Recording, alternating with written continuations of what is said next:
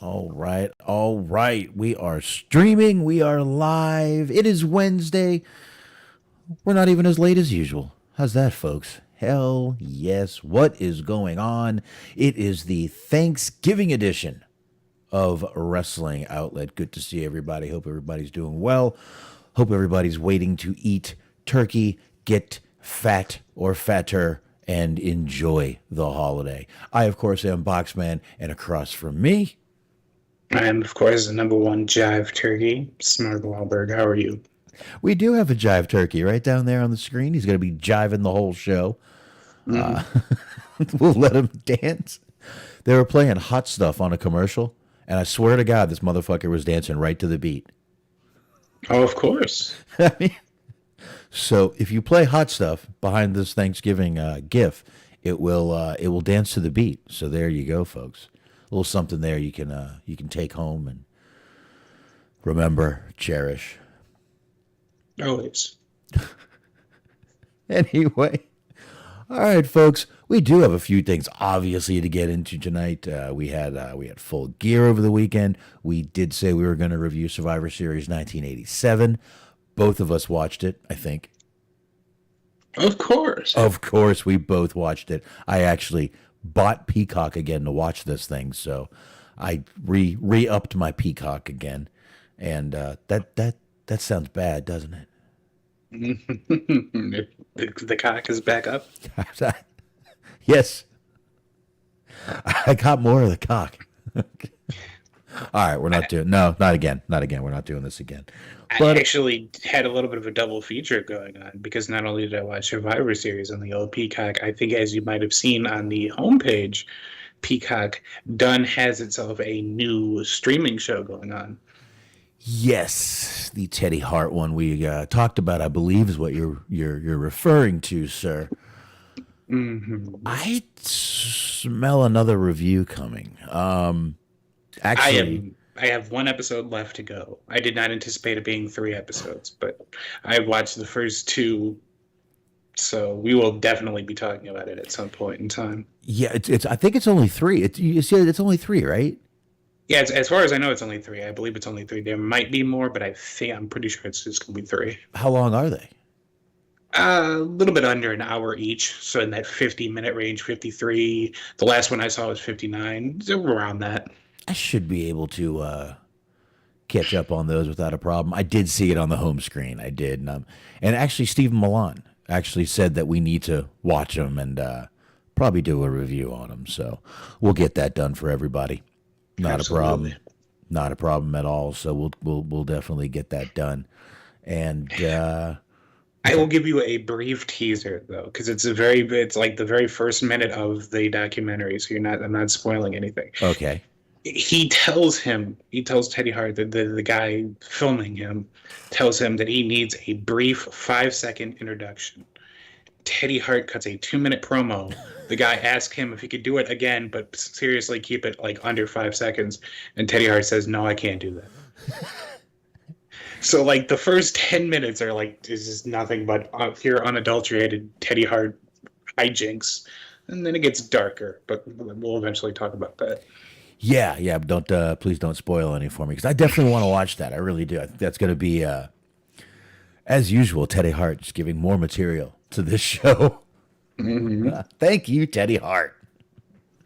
All right, I'm trying to get a beer here, which I probably shouldn't be drinking. I am on new pills, but I will say the doctor gave me whatever he gave me is actually helping this time.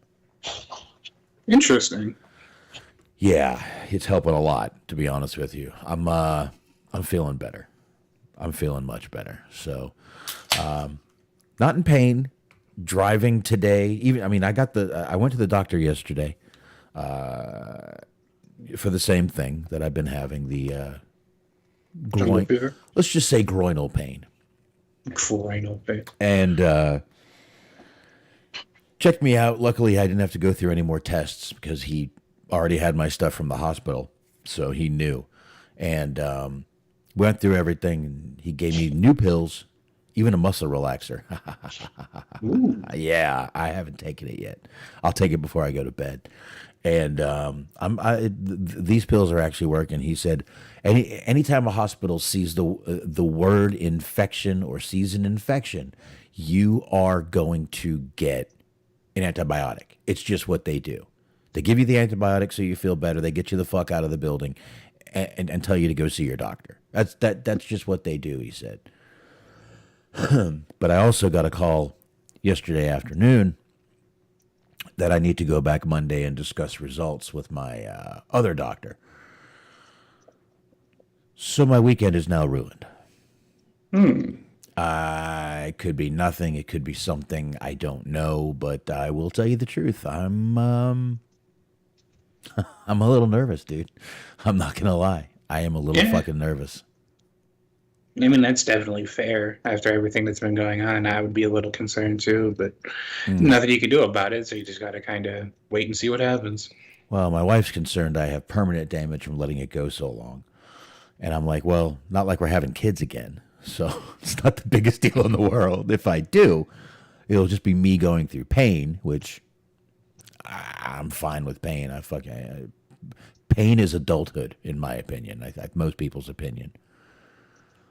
Yeah, pretty much. Yeah. Like you just start getting to the age where it's like, well, that shit's just gonna hurt from now on. We're gonna have to figure out a new way to go about this. Yeah, I mean, eventually everything starts hurting. I mean, I'm getting to that age, but I literally couldn't drive with this, and that's a problem. I drive an hour to work and I drive an hour home, and it was hurting. It was hurting bad to drive. I was constantly pulling. Literally feels like my underwear is riding right in the corners. Like literally, like I've said before, someone has straps and they're pulling it. Like I'm a fucking puppet, you know. But that's what it feels like. So when I drive, it's worse than ever. And I drove to work today, wasn't bad. Drove home, wasn't bad. So not bad. Not bad. I'll just have to find out whatever happens Monday. So, update next week, folks. We'll see if I'm dying. Place your bets now. Please don't. Please don't. Don't put me now in with FanDuel, the DraftKings. DraftKings are the ones that sponsor AEW. Like that annoying bitch will show up and it's the Dave DraftKings death pool. Come on in, folks. No, please don't do that. Please, I beg of you not to do that. But yeah, so next week we'll get a little update and find out what's going on. So anyway, that's kind of just what's been going on with me there. But I don't know, man. Like I said, the hospital said that I have no cancers, no hernias, no nothing like that. So let's hope everything's going to be fine. And they're just telling me that I need to. My mom thinks they're going to tell me that I need to change my diet and give me a whole new diet. That's what she thinks they're going to do. And I'm like, just kill me. See, that's interesting because, like, being a person who is overweight, like, anytime you go to the doctor, they just tell you that every one of your problems is caused from you being fat. And it's like, well, perhaps, but, like, I could see the bone sticking out of my leg, and I don't think that's because of the snack. But if you weren't carrying all that weight, it might not be so painful. It's like, I was hit by a fucking car. Like, this was not my fault. It's like, well, if you weren't trying to get on down to the Wendy's. Like, God damn it. But those fries are so good. They use sea salt. I love sea salt. Trying to get that peppermint frosty action going on. Oh, there you go. See, I actually, a couple weeks ago, I stopped at Wendy's and got the 5 free mini Frosties for $1. I donated $1 and got 5 free mini Frosties. Look what $1 can do. Like the idea of a cash transaction just being referred to as a donation from now on, because it makes you feel more charitable that way. That's what it is. You gave them money, they gave you a thing, they called it a donation. I mean, it was, I guess. I don't know. I don't know how that works. All I know is they called it a donation. I fell into the trap, and someone benefited from it. I don't know who, but someone. That is a great fucking con, because there's a lot of restaurants that do that, fast food places. Panda Express does that a lot, where it's like, would you like to donate $2 to help kids learn how to read or some kind of bullshit like that. And then you give them your money, and then like their CEO, who doesn't give them a fucking dime, takes all the credit. It's Yeah. a real good fucking trap. Oh yeah. They do that at Walmart. They ask you to donate shit at the fucking register, and it's like you push no, and the girl looks at you like, ugh. You donate $2 to help one of our longtime customers be able to afford to shop at Target so they don't have to be here anymore. No, Like, no, that's brack I'm trying to get up no, to. I'm I'm trying to get up here. to the Well, top. I'm here. Why should they go somewhere else? I'm here. Yes. Yeah, yeah. So, all right, folks. Anyway, Monday I'll update you on my either untimely death or my new diet. It will be kind of you to drop in and inform us of your death. Thank you. I appreciate you reanimating yourself long enough to just come on and announce that you've ceased existing. Okay, my early death, or Mhm. I don't know. I don't know, man. This has me so stressed. I'm not gonna lie. I'm stressed. I've fucking been stressed since last night. My family's not here. I didn't sleep last night. I pretty much been up all fucking night, all fucking day. I passed out for about 3 hours when I got home because I left at noon today. So, Hmm. oh yeah, closed at noon. It was the owner walked in and was like, "Is anyone on the roads?"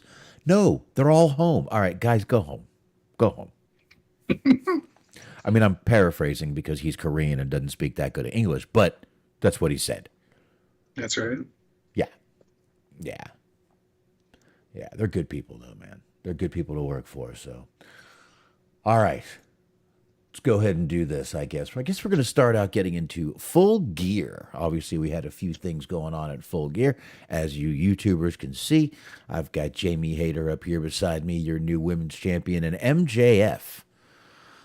Your new AEW champion sitting over there. Yeah, right. Well, yeah, I know. It's backwards for me, right?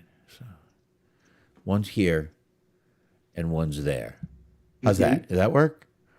I guess I was trying to figure out So what direction I needed to one's point in. here and one's. I And then can't there's do that. one there, Okay. and then right. Yep, there we go. Anyway, I guess that would be on my right is Jamie Hayter, and on your left is Maxwell Jacob Friedman. That's right. Ah, there we go, right there. Two new champions come out of this. Not the only new champion to come out of this, but there's the two. I've only got two sides, so what are you gonna do? But I'm not gonna lie, I have not watched this whole thing, but I've heard enough about it. Jesus, have I heard enough about it? And I've seen a little bit of it, of course. Saw the definitely watched the MJF Moxley match. That was definitely gonna be one I watched. And a couple more things I've seen out of it. But I guess we can go ahead and kind of get into it. This was a 13 match show Hmm. with the pre show. You never do 13 matches. Should have done 14 or 12. 13 is a bad number to do. It's just not good. I think Taz was a big fan of the idea. Probably him. It was probably him. It was probably him. But there were three matches on the pre-show, which was the Best Friends, with Orange Cassidy, Rocky Romero, Trent Beretta, Chuck Taylor, and Danhausen defeating The Factory, which was all of QT Marshall. I'm not fucking saying it the way they do. Aaron Solo, Lee Johnson, Nick Camarado, and Cole Carter. Best Friends in the group did take this match. Boy, that crowd loved seeing Evil Danhausen, didn't they? Hmm. Oh my lord, did they like seeing Evil Danhausen? Jesus Christ, man. They fucking lit the fuck up for that man. I mean, I'm not blaming them for it. I thought it was really cool that they did that, but yikes. They lit the fuck up for some Danhausen. He came out a little darker, a little darker and redder. Oh, he had a lot of red on and black. He did. This was a red and black attack. There you go. I wasn't sure if he was tributing Kane or what. Ooh, perhaps. Little Kane tribute there, huh? Maybe, maybe not. I don't know. The mayor himself. Mayor Kane, another man getting hate. Another man who can't have an opinion. Everyone jumps on the poor fucking guy. Jesus Christ, people, he got hit in the head a lot. Back the fuck off him. That is true. My God. Politics aside, the man got hit in the head for you a lot. He's basically the mayor of a tourist trap. It's not that big of a deal. Is that really pretty much what that town is? Yeah, like the whole county is just like Knoxville, then it's like the Pigeon Forge area, so there's like Dollywood and all that kind of tour. There's just nothing but like little like small shops and just various sort of knickknacks and things that you can buy over there. It's really touristy over there, yeah. Why do I have a feeling this is the only show that ever mentions Dollywood? Now, you'd be surprised. She's pretty popular. We have talked about Dollywood on this show more than once, though. So always surprises me. We do talk about it. And by the way, she looks amazing for her age. Dolly Parton. Whatever age that might be. I don't give a fuck, dude. She just got that award from Jeff Bezos, that one where she had to donate to charity, the $100 million. And she was on TV. And I'm just like, unbelievable, man. How does she look that good? Dude, I still would, put it that way. I know how much money she has. I still would as well. I still would not for the money. How's that?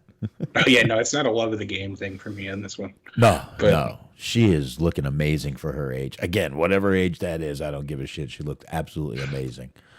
I go ahead and say, oh, plastic surgery. I don't give a shit. You still have to have a radiance about you, even with plastic surgery, to still look good. Yeah. Yeah. So, anyway, that's neither here nor there. Dolly Parton, swing. We'll just do that. Okay. All right. So now we get Ricky Starks versus Brian Cage. Now, remember, this was going to be the, I guess, semifinal. I said finals last week. I apologize.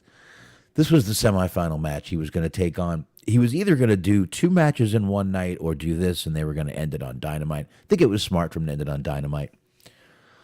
But Ricky Starks took on Brian Cage and defeated Brian Cage to move further in the World Championship Eliminator Tournament finals. And we did see that match tonight, so we'll get into that a little bit later. I saw this one. I enjoyed it. Cage is a good wrestler. He just doesn't really have much of a presence to him, if that makes sense. Like, he moves around well. He's not like a lumbering, fucking just massive humanity. He can move. He can do flips. He can do a lot of different things, but just doesn't really have, like Joe's in the show later on. He has a way more like menacing presence than Cage does. Yeah, there's something Cage is missing. I don't think anybody really knows what the fuck it is, but there's something he is missing. I personally like the guy, but every company he's been in, he gets put on the back burner. And that says something about him more than anything, in my opinion. Yeah, it's one of those weird things. Just there's something missing there. He's one of those wrestlers. Like, I feel like Hernandez had that too, where it's like he moves well. He's a big guy. He's got a all right look. Like, what is it that's not working here? But just you never quite know. No, you don't. I'm looking down. I'm sorry. I got a new mouse pad that lights up colors. Ooh. Yeah, it goes blue. Oh, now it's pulsing colors. Pulsing. Oof. I would show you this, but I have I can't take my camera down. I'm afraid y'all will see my bag of weed and gun. So just take my word for it, okay? It's cool. It's called a Be Excellent. It's even got 4 USB things on it too. So it's a USB thing, USB extension also. Excellent. Yeah. So there's that match again. We did see the final match of that tonight. We'll get into that a little bit later. Eddie Kingston also defeated Jun Akiyama by pinfall. Yeah. He was with Ortiz in this match. This was another pre-show match. You check this one out too, Smart? Yes, for whatever reason, I don't understand. I guess it's because Kingston wears the yellow and black in his attire, but Ortiz decided to be a good friend and match his gear. But he ended up coming out basically wearing like that fucking Bruce Lee get up that he wore in one of those movies, the fucking yellow and black jumpsuit that he had on in one of those movies. I forget which one. They all blend together for me. Game of Death. Yeah. Yeah, that was Game of Death. That was the one that he was going to fight Dan Santo, Kareem Abdul-Jabbar. He was going to fight as the big boss at the end. Dan Santo was the third guy from the guy before the boss that he fought. Dan Santo was actually one of Bruce Lee's teachers. Ooh, very nice. And Dan Santo was also the master of the Bruce Lee style Jeet Kune Do. Just to give you a little background on that, I remember me and Anthony did do a show on Bruce Lee, so very nice. It kind of stuck in my head. But good match though, Mark. I didn't see it. Not really. I say this as an Eddie Kingston fan. It wasn't really his fault. Just Jun Akiyama's he's an old guy. He's been wrestling since the early '90s. I've watched some of his shit back in the day at All Japan. He's still going, but it's sort of kind of that like Great Muta level of just like God bless him for still soldiering on, but he ain't quite what he used to be. Yeah, sorry, I didn't mean to push that question. I guess I should have. I mean, it wasn't bad, but it was just like, it was just sort of middle level. Right. So, all right. Well, I apologize for putting you in that position there, but it was actually the fun part came after the match because Kingston wins the match and he cuts his promo putting over Jun Akiyama for and how important Japanese wrestling was to him being a wrestler. But then for whatever reason, he decided to just do a rundown of the pay-per-view card and just say random compliments to the people that were involved. Like because he asked like how many minutes were left before they had to cut to go to the pay-per-view. He's like, oh, I got 3 minutes. All right. You want to buy the pay-per-view? You want to see the ladies match? You want to see Jamie Hayter? That's what you want to do. Give him your money. Don't steal it. It's just like, what? Like, why is he like he just for whatever reason he took over the Excalibur role of I love it. hyping the pay-per-view before it started, and this was probably not planned because commentary had no idea what the fuck was going on. Like they weren't playing along; they were just utterly confused, and then they went to the pay-per-view. Eddie Kingston did his job. He did his best Paul Heyman impression and sold the pay-per-view. Give the man a fucking raise. Fuck you. Mm-hmm. Fucking Jesus Christ. Give him an extra paycheck for that. Fuck. That's right. All right. And I hope our audio on YouTube is good because I just realized I forgot to start our secondary recording. Oh, well. YouTube records. That's right. I ain't worried about it. All right. So as the AEW tradition, I believe this show started off with one hell of a match. Jungle Boy Jack Perry, who is actually now using the Jack Perry name, he said once Christian brought up his family, he thought it was time. This isn't the first time his family's been brought up on this show, so I don't know why he thought this time was a better time, but that's neither here nor there. Anyway, this was a steel cage match with Jungle Boy and Luchasaurus. Holy shit, dude. Those guys went out there and were going to be like, if we're on first, this was a follow that match. Fucking follow that. Yeah, it started off really well. Like, I don't know if they explained it at the beginning and I just skipped ahead or I wasn't paying complete attention, but you couldn't win via escape. Yep. Was the important thing there. It had to be pinfall or submission. But at one point, like, you just had Luchasaurus just came right out of the cage. I was like, well, is that the end of that? And they're like, no, they gotta be a pin. Like, oh, okay. Wish you would have explained that better. Yeah, there was a little bit of confusion there, but I thought the fucking match was great. Jungle Boy sitting there bleeding like a fucking sieve was fucking a great visual. Great match to start out, man. Excellent match to start out. I've said before, I think AEW has a very good record of kicking off the show hot. I know the reason they do it. On Dynamite, they've got that big lead in with Big Bang Theory. You want to try to keep those people that are sitting there and forgot to change the channel interested. I get why they do it, but this is a pay-per-view. This is your fucking hardcore audience, and you don't have to start with this, but holy shit, those guys went out there and decided to fucking kill it. This was the like the third longest match on the show, as it should have been. Yeah. As it should have been. So, really good match, though, to start out with, I thought. Now, I didn't catch all of this match. This was the Death Triangle defeating the Elite, which I'm shocked they did. Obviously, I think everybody expected the Elite to win. I think we definitely expected the Elite to win, Smark. Both of us. No, we both picked Death Triangle. No, actually, you picked Death Triangle. I picked the Elite. Well, I actually picked them on your behest in a sense because you were like, well, it'd really kind of fucking be a waste of Death Triangle if they had them lose. And I was like, you know what? You're right. Like, I like them more anyway. I'll just fucking ride that pony. Yeah. Well, it doesn't matter because it is now a best out of 7 series. They did announce that motherfucker was for the title last week, and then they switched it up. So, I like the idea of them doing a best of 7 series, I guess, because they have good matches, but right. I wish they would have started with that. Mm-hmm. Because then it was like, well, kind of, it felt like the first match, like, didn't matter. Yeah.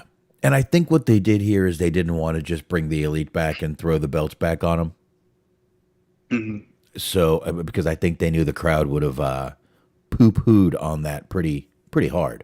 So I think what they did is they just decided to go ahead and give it some time.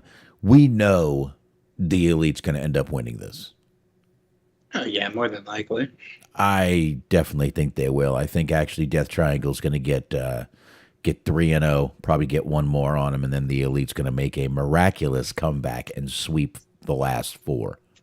That's exactly what I was thinking, honestly. I think you're dead on there. Yeah, you think so too. That's just the way it's looking to me right now. As we saw tonight, Death Triangle got their second win, which again they're teasing a little split there. Mm-hmm. With Phoenix not appreciating the dirty antics of Pac and Penta. So that could be a big thing in their last match, is what I'm thinking. And glad you agree there, because that's how I think it's working out. It's looking like it. Yeah, and like we were talking about before, like it's going to be, if they end up breaking them up, it's going to be kind of sad to see them go, but all 3 of them are capable of doing much more on their own. Definitely. Most definitely they are. So, yeah, and they just, like I said, they're just going to make it a best out of 7. I think this is going to be, like I said, I think they want to make it, they didn't want to bring back the Elite, throw the fucking titles back on them. Everyone starts bitching, pissing, moaning, complaining. Wah. So, what the hell? There was a giant fuck CM Punk chant during this. Mm-hmm. They were in New Jersey. New Jersey doesn't like them some CM Punk. A lot of people were pissed about it. Some people were laughing about it. Everyone was pissed that they acknowledged it. The Bucks acknowledged it. What are they supposed to do? I know. Keep wrestling. I get it. What? Because it's a work. Uh-oh. Smark thinks it's a work. Oh, shit. It wasn't at first, but it is now. Well, they do this all the time. And the Bucks are fucking trolls. Can we not forget the Bucks are trolls? Mm-hmm. They are internet trolls, folks. This is what they do. Just like tonight, why do you think Kenny Omega used the GTS and made sure everybody watched him? He was making faces, making sure everybody was paying attention, and hit the GTS. Another fuck you to Punk. Come on. Yeah, but I don't think he uses that if they don't have something planned. Like, it's one thing to sort of acknowledge the chant. It's another thing to, like, go out of your way to do the move. I don't know. I think they're petty. I Oh, mean, they definitely are.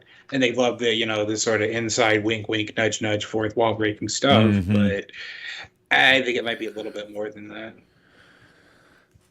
maybe. I guess we'll find out down the road. But it could be. Since we're already talking about it, we're probably not Yeah. going to talk about it again. I said that they were in New Jersey because they were in Chicago for Dynamite Yeah. tonight, and it was an entire role reversal, as one would expect, because they Elite got booed hard. Yeah, they did tonight. And of course, like I said, there was the exact opposite because there was a very loud, very noticeable "fuck the Elite" chant going. Yeah, it was a little bit of a difference here. So Punk is still behind their man, or Chicago's still behind their man. So pretty cool, man. Pretty cool stuff though with that crowd. Now we got Jade Cargill after that. This was her and Nyla versus Nyla Rose. Jade Cargill did win and get her title back, so I was wrong on that one. I didn't think she'd leave with that title, but we both figured she would win, and they did, or she did. Jericho. Fun drinking game. If you want to go back and watch that match, take a drink every time Jade adjusts her outfit. Because she's cosplaying. I think it was like a Thundercats thing or some shit. I don't know. I don't know anything about comic book culture. That was But anyway, she was Cheetara. cosplaying. She was Cheetara from Okay, Thundercats. Yes. Cheetara. All right. Go ahead. So, but yes, the outfit was ill-fitting, which was not a bad thing for anyone but her, I guess. So, like, after pretty much every move, she had to keep adjusting her singlet, tights, whatever you want to call them. So that was interesting. But outside of that, it wasn't. I thought it had potential to be a total fucking disaster, and it was actually pretty good. I think there was a lot of pre-planning that went into it, which is a good call, but it actually played out pretty well. It was nice and fluid. There was no real. I didn't even really notice any botches necessarily. So thumbs up to them. They did a good job. I did notice that Vicky was wearing an "I'm Your Mommy" shirt, which is a Rhea Ripley shirt. And I think it might have had something to do with Eddie Guerrero because they came out on a lowrider too. They did, but that's a Rhea Ripley shirt. You know, she's mommy and daddy in this scenario. She could be my mommy. She will be anything that she tells me she wants to be. Good point. Good point. All right. We had Chris Jericho versus Bryan Danielson, Claudio, and Sammy. Jericho did actually win this one. I had picked Sammy to win. I thought they were going to cause a little dissension. There was still a little bit there with those two, but Jericho retained. Yeah, it was weird though because it seemed like there were moments there where they were trying to make Sammy look like a face, and I said it before and I'll say it again. That is a fucking bad idea. It is. Yeah, I totally agree. It is a bad idea. And you're right, they were. He was kind of working a little bit babyface in this match, but you can't do it. He's got that Miz thing where he has that you'll love to hate the guy. Mm-hmm. You'll want to punch the fucking guy. He's got that fucking stupid hair. He's got the stupid smile. He's got the stupid fucking hot girlfriend. You just want to hit the fucking guy. You hate him. You hate him because he has all that. So yeah, that's why they shouldn't turn him babyface. But what are you gonna do? And plus, I mean, it didn't work before. That's why he's back with Jericho. Exactly. They tried it once. It didn't fucking work.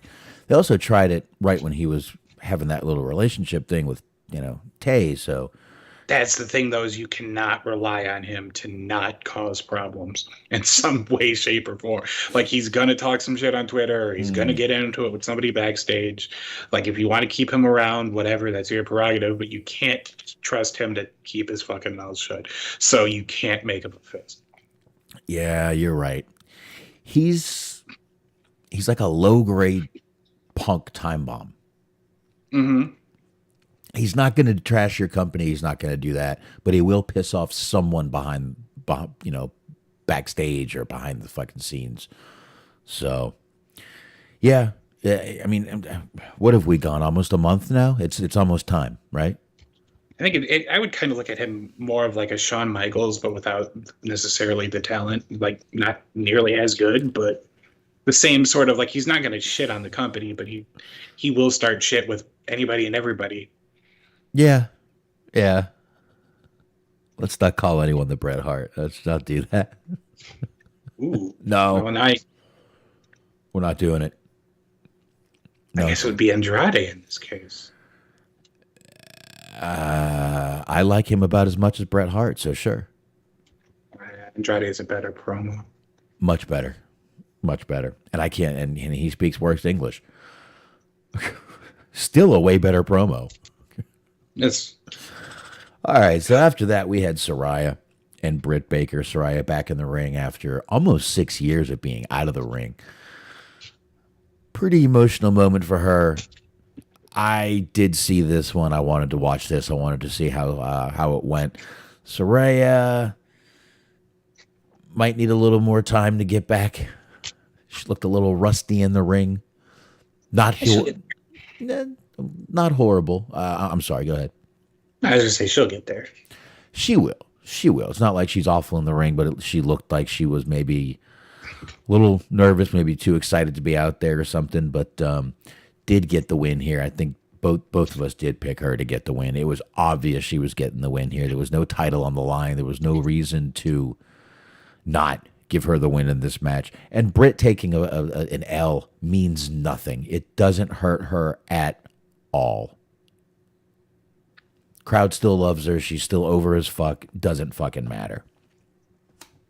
I'd agree with that. Yeah, my favorite moment was not something that happened in the ring. It was they were on commentary, and Jim Ross, just like kind of out of the blue, like sort of apropos of nothing. It was like, you got Saraya talking about this is her house. You got Britt Baker talking about this is her house. How about you pick another tired cliche to fight over? And I was like, Jesus, like way to fucking steamroll the match, my friend. Holy shit, this is like Michael Cole. Actually, his exact words were "pick another tired cliche to wear out," and I was like, "Fucking A!" I love curmudgeon-y old JR. It's the best. Jesus, JR. Tell us the fucking slobber knocker again, you fuck. Yeah, I mean, if you're not liking the match, you just have to do better at like finding the words that you use to sort of carefully tell everyone that you're not enjoying it. Throw out a bowling shoe ugly. I was about to say right after JR wanted to tell everybody to not wear out things. He said it was bowling shoe ugly, probably. So yeah. But I thought that was pretty cool. That whole Saraya thing. I thought she was obviously excited to be out there. Got a little emotional just on the ramp, and thought it was a pretty cool moment for her, and a pretty big moment. Back in the ring. Didn't think she was going to get cleared. Released by WWE, probably had no idea she was even going to be able to go over to AEW, and here she is, back in the ring, looking good, feeling good. Not looking the best, but she'll get it back, like you said. I ain't worried about it. So up to now, we've had no title changes. Nothing at all has happened, really. And we get Samoa Joe, Wardlow, and Hobbs. And next thing you know, Samoa Joe ends up with, I don't think either one of us picked Samoa Joe for this match. I feel like I may have picked Hobbs, but I didn't pick Joe. Let me see here. Where is this match in our little book here? This wasn't on here. Actually, I don't think they announced it was going to be a triple threat until like Thursday or Friday, maybe. Yeah, so it's not on here. All right. So yeah, for some reason I thought we picked this match. So there we go, Samoa Joe. I don't think either one of us. I figured if they were going to take it off of anybody, or give it to anybody, it would have been Hobbs. I don't know why they wouldn't put the belt on Hobbs. I guess they're looking to put. I don't know. I mean, we saw a promo from Wardlow tonight, obviously addressing this. So maybe they're looking to make Wardlow give him a push. But it's like, why not just give him the fucking what? I wouldn't be so sure because the opportunity to give him a push was when he had the fucking belt. And I know. They didn't do anything with it. It's very uneventful. Everyone's got a fucking title. No one's getting the right. No one's getting pushed. It's like, what the fuck is going on here? I don't even know anymore, man. But Samoa Joe now has like 19 titles. Mm-hmm. Him and FTR just have every title in the world. That's right. So there you go. But yeah, that was the way they did this. And I don't know what they're going to do. I wish they would either, I mean, push Hobbs. As far as I'm concerned, Hobbs is one right now that needs to push. You want to put Wardlow on the back burner? I'm okay with that. I really don't give a fuck. I think Hobbs, though, motherfucker is big, can move. I mean, I'd like to see a lot more from him. Yeah, In and I the, think we will. you think so? Yeah. I hope so, man. I really do. I really hope we see more of him. So I guess we'll find out quickly, quickly, quickly. So, all right. And, all right, let's keep going here a little ways. Hey, what's up, Dirk? Uh oh. We're going to have a bunch of kings in here later. Hmm. Oh, man. King fight. All right. Sting and Darby Allin took on Jeff Jarrett and Jay Lethal. This was a no DQ tag team match. Okay. Wasn't horrible. Sting. Is Sting Sting trying? likes to dive off of shit. Sting's trying to prove to everybody he's young, but he's not. I was gonna say I did not have it on my bingo card that like Sting was gonna take over New Jack's role of just diving off shit all the time. No, no, I don't think anyone could have predicted Sting was going to be doing this at this age, in these years. No, Hmm. I don't think anyone could have predicted that. But there he is, just diving off of every fucking thing he could find. There he is. There he goes. And there he goes. There he goes. That's what he's doing. Nothing we can do. Oh, sorry, microphone. Nothing we can do about it. But Sting and Darby Allin did take the win here. Dark said he's AEW's New Jack. Yeah, there you go. Hmm. There you go. It's exactly what he is. So, all right. So, again, decent match. So now we go to the Jamie Hayter, Tony Storm match. This was for the. This was originally for the interim AEW Women's Championship. So I guess we can leave that in there for now and kind of talk about that as we get through here. Jamie Hayter did obviously pick up the win here. Like I said, we've got her right there. Actually, got one right. There we go. There's Jamie Hayter right there holding up the title. And I like this idea. I think, did both of us pick? Both of us picked Hayter to win it. Yeah. Definitely a good idea to have her win it. Talk about fucking read the room, bro. I mean, it's like Tony did exactly that. I mean, everybody wanted her to win. The crowd wanted her to win. Everybody seemed to want her to win. It was a good match with the right ending. So, no complaints. Everyone seemed happy. Everyone seems happy for her. And as we saw tonight, Smark, they are forcing Thunder Rosa to relinquish the title. Oh, Now, was that subtext? Because on the show, they said that they had come to a mutual agreement, and I genuinely felt bad for her because they announced that Thunder Rosa was relinquishing her claim, her title. So she right. would no longer be the AEW Women's Champion, and the entire crowd cheered.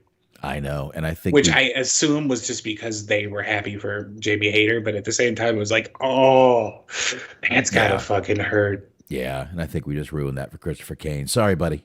Sorry about that, bro.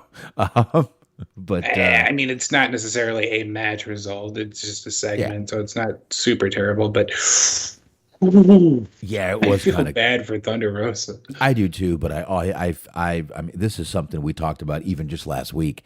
The interim thing is stupid. Whoever wins that title, it makes them sound secondary. It's awful. It was stupid. They should have done this when Tony. They should have just done it in the beginning, not fucking bothered with it, and let it fucking do what it's doing now. This is so much better. Like I said, we talked about this last week, how the interim thing was just not working. It's stupid. It's ridiculous. This isn't UFC. This isn't fucking boxing. This is fucking wrestling. Pro I just wrestling. We can do whatever the fuck we want whenever they want. So Go ahead. Yeah, I don't understand it anyway, because it's like you could have just as easily just announced that she had to vacate the title because of injury, and then she would be given a rematch as soon as she was healthy. Yeah. She'll I come mean, you don't back. even have to like do it like the very week that she comes back, but it's just like, she's guaranteed a rematch because she was champion and she did get a chance to defend her title. Well, she did, but she had to vacate the title because of injury, so she gets a title match. Yeah. There you go. I mean, but why didn't they just do this at the beginning? Why did we have to deal with this fucking interim bullshit? Don't know, and it does kind of make me wonder if there was a problem of some sort. Like the injury was longer than it was expected to be, or there's some kind of a contract dispute, or she doesn't want to come back. I don't know. I don't know. There could be a lot of things. Could be a lot of Like, different things, but I think we're definitely. going to be hearing something in the next week or two about this. You think so? Probably.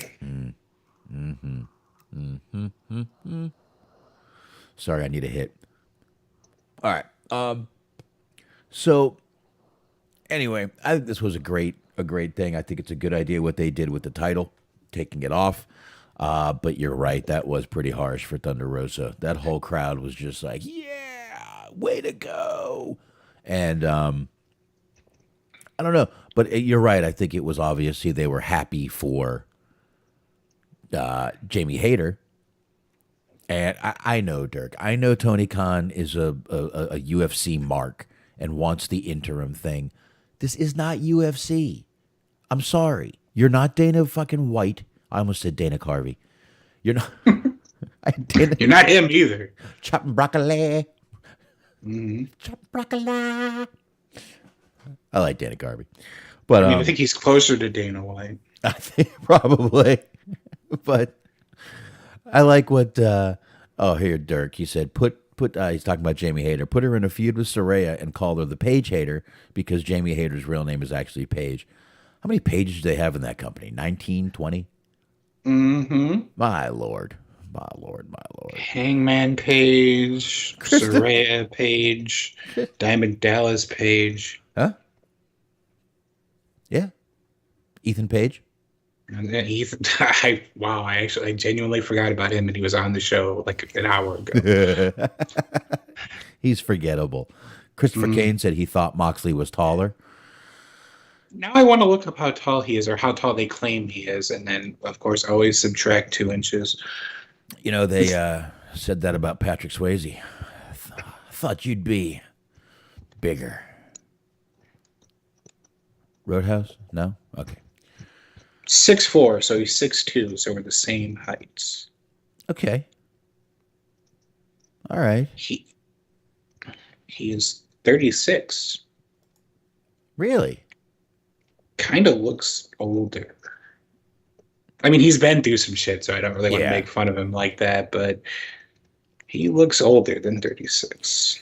Yeah, a little bit. A little bit older than 36. I would definitely agree with you there. So, but all right. So your new champion, women's champion, Jamie Hayter, not interim. Actually, now we found out she is the real women's champion. The real women's champion. She should do that shit. Pull some Harley Race on us.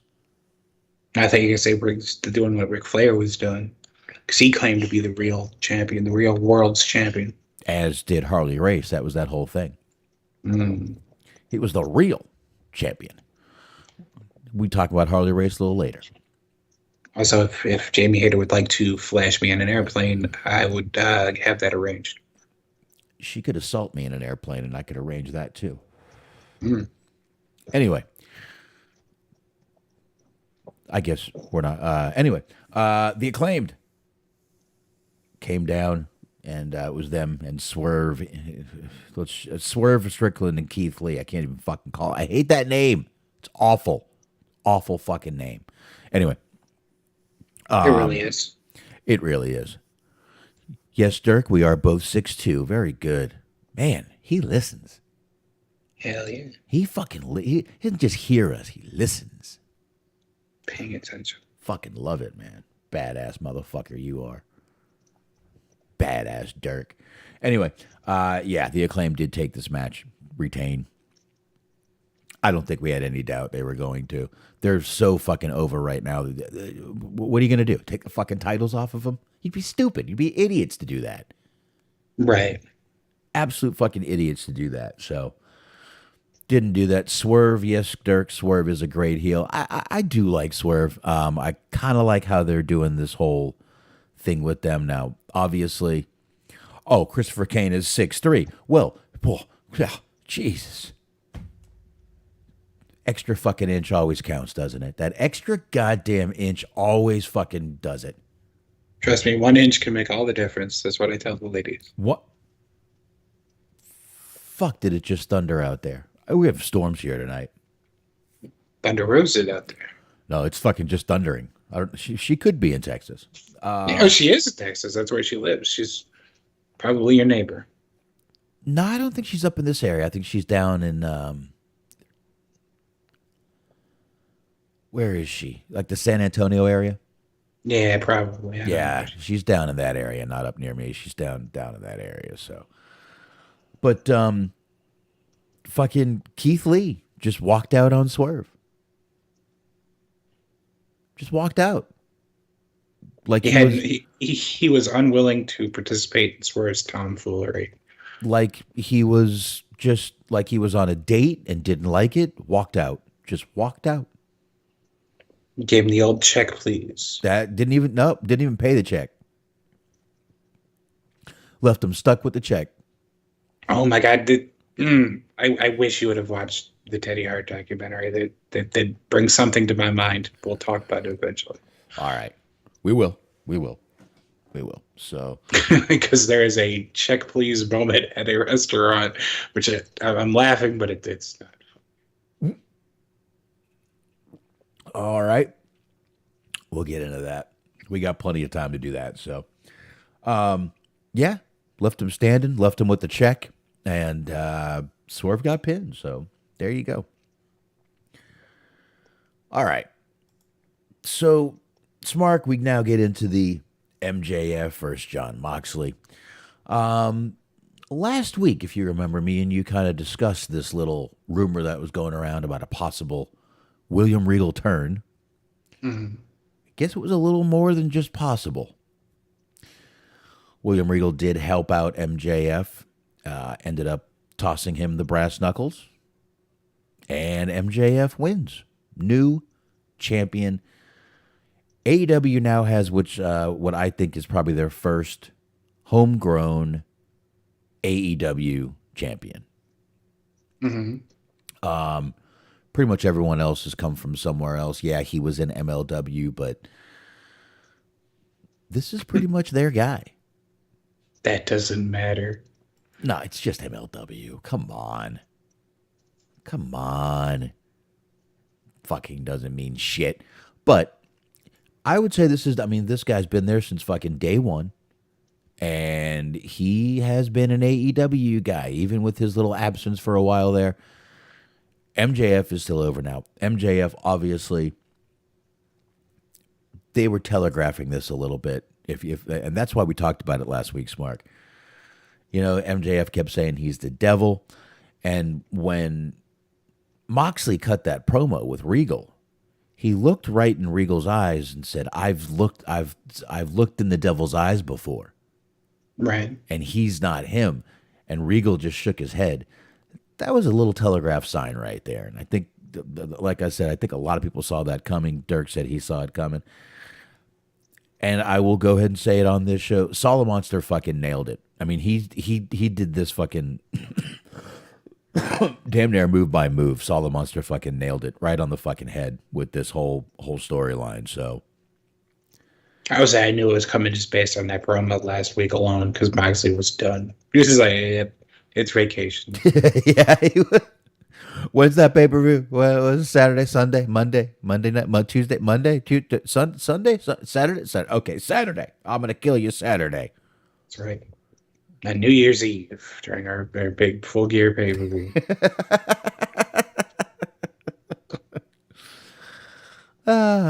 Dirk says, Wardlow the first homegrown TNT. Well, I'm talking about AEW Championship. Yeah. The TNT title is like fucking Fucking should put it the same place Nikki Cross put the fucking 24/7 title. I think the fact that she tried to throw it in the dumpster and missed is like the most symbolic shit I've ever seen. And it made It was like that dropping the title in the garbage got botched. she literally dropped the title. Mm-hmm. I mean, we talk about people dropping the title all the time. Thunder Rosa has to drop her title. She dropped the fucking title, literally. I loved it. I thought it was a cool little thing, but it made a great sound when it hit the fucking floor. Mm-hmm. So that was a plus. But William Regal, the true devil, and the true villain. And shit, there goes my lighter. He's a true villain, man. Fucking Regal's awesome. I love this. And again, I love how Regal came out tonight and was like, sure, you'll hear from MJF next week. Do you think, since we're talking about things that other people have said, I'll float out the Brian Alvarez theory that he was talking about. Do you think it's best to just try making MJF a face? Because basically his theory was that pretty much any like actual face that you put against him is going to be booed, as we saw with like what happened with Moxley at the pay-per-view. Mm-hmm. You're kind of putting your faces out there to die. So like would it just be a more effective thing to do to just have him go against other heels and like make him sort of a pseudo face? No. Fair enough. There you go. No, MJF as this heel character is the best thing you can get. Have him every now and then tease the audience like he's going to fucking turn, like he actually gives a fuck, like he has compassion, like he has a heart. That's what the devil does. The devil manipulates. The devil, a real fucking villain will make you think he cares, and then at the last moment, nope, I don't give a fuck. That's what fucking real villains do. That's what MJF is. MJF is that real villain, that real fucking asshole that can manipulate the fucking crowd. I think the way they have him right now is great. Every now and then he needs to do this, tease the crowd, let him think he gives a fuck. And I mean, you can only go to this well of so many times. So, don't use it up too much, but no, I don't think they should give. Never should this man go full fucking baby kissing baby face. No, no, no. Right. No. But see, now King came in, and now it's a King fight. Mm-hmm. We have two Kings in the chat. King Turk and King. I'm going Mundo. I can't pronounce that H word. Okay. So I'm not going to try. But this was MJF's poker chip, his little casino ladder poker chip cash in.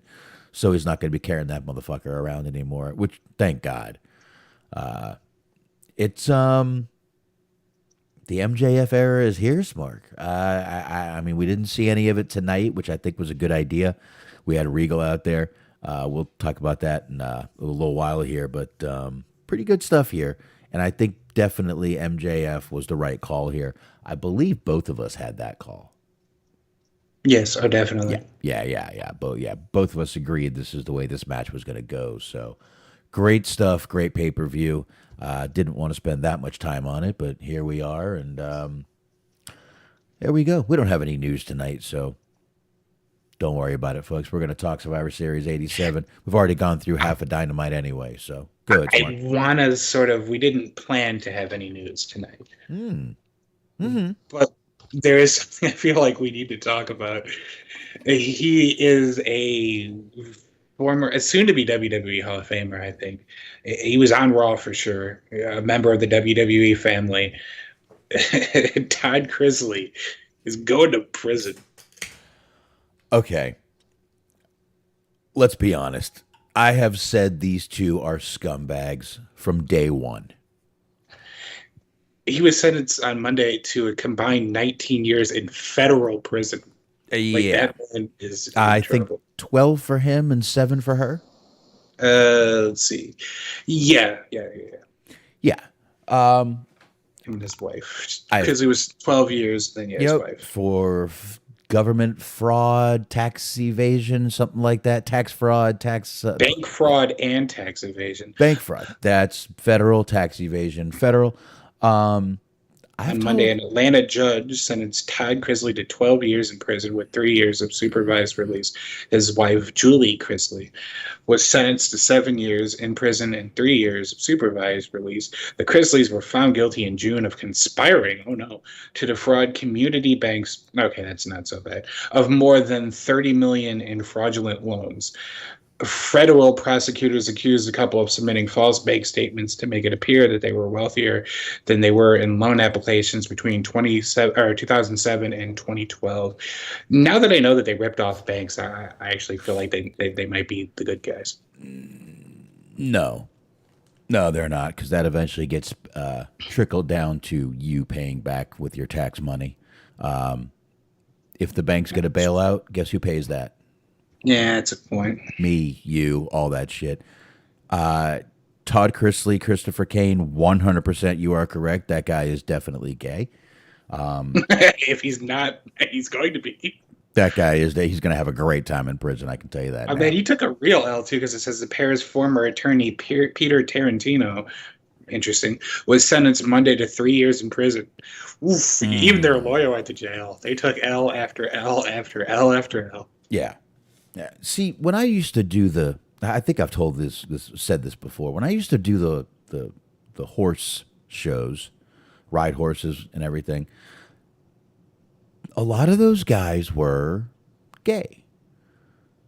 And then you had a few that were pretending to not be. They had kids, they had a wife, and then they would get caught in a hotel room with another guy, or in a bathroom, or in the stall, or in a barn. Gay guys get married all the time, folks. It's all about the look. It's all about this. It's all about that. It happens. And sometimes the wives know and don't give a shit. It's just to put out the appearance. That guy, come on. You don't look at your daughter and go, it's class, not ass, and not be completely fucking flaming. She did have her Snapdragon snapping. She did. I wish Weevil was here right now. Got your Snapdragon all snapping out, hanging out. Mm-hmm. Jesus Christ. It's class, not ass. So what's interesting is that I'm reading more in this article, and the special agent in charge of the FBI gives a quote, and he says, "When you lie, cheat, and steal, justice is blind to your fame." But it just I found it interesting that he used the phrase lie, cheat, and steal. I'm hoping that he did a little shoulder shimmy afterwards. He got into a low rider and just rode off into the sunset. He also ended by saying, Viva la raza. That's right. I wish. I do like how he's just like, the good guys won. The banks. Like, yeah, no. Look, I got no love for the banks either, but I also got no love for people that cheat and steal and do what they're doing, because once again, some way, somehow, that ends up costing you and me money. Listen, you got to remember, banks are federal. The government does not produce anything. The government doesn't make anything. The government makes money off of us, you, me, everyone in the chat, everyone going to work come, Monday or Friday. That's where the government makes their money. The government doesn't make anything, produce anything, manufacture anything. Nothing. So eventually, if you rip off a bank, it's going to come back to us. We pay. True. So I got no love for the banks, but I also don't like fucking stealing from them, because federal crimes end up costing you and me money in the long run. I reckon. Not that we'll notice it, not that we'll give a fuck, not that we can do anything about it, but it does. So there you go. There you go. All right, folks. So that was it. Full Gear. Good pay-per-view. Decent fucking pay-per-view, I thought. Great pay-per-view. Actually, I can't think of a bad match on the card. Really? Can't think of a horrible match on the card. No, not really. No, I thought it was a good show. That first match really... No, that Jungle Boy Luchasaurus match really kind of set the pace. And You knew you were getting some good shit after that. Like I said, they went out there for the fucking fuck it. We're curtain jerking. Follow that. So I loved it. But all right, folks, let's get into a little bit of something a little better. Something with way less matches that I thought was a fucking amazing card. I, I don't think I've ever watched this, Mark. Are As we talking a about Dynamite? no, no, I'm talking about the Survivor Series 1987. Or do you want to do Dynamite and then wrap up with that? Yeah, I think it's easier. All right, let's do that. You know what? You're right. Since we That's just kind of why I brought up the Grizzly thing, was I was trying to buy Christopher Kane a little bit of time. I'm going to be transparent. I did want to talk about the Grizzly thing, though, because making fun of fucking Grizzly Knows Best was like what got me through a lot of those Raws from like 2005 to like 15 to like 2018. oh yeah, Whatever the fuck that show came on was just making fun of those dumbass commercials.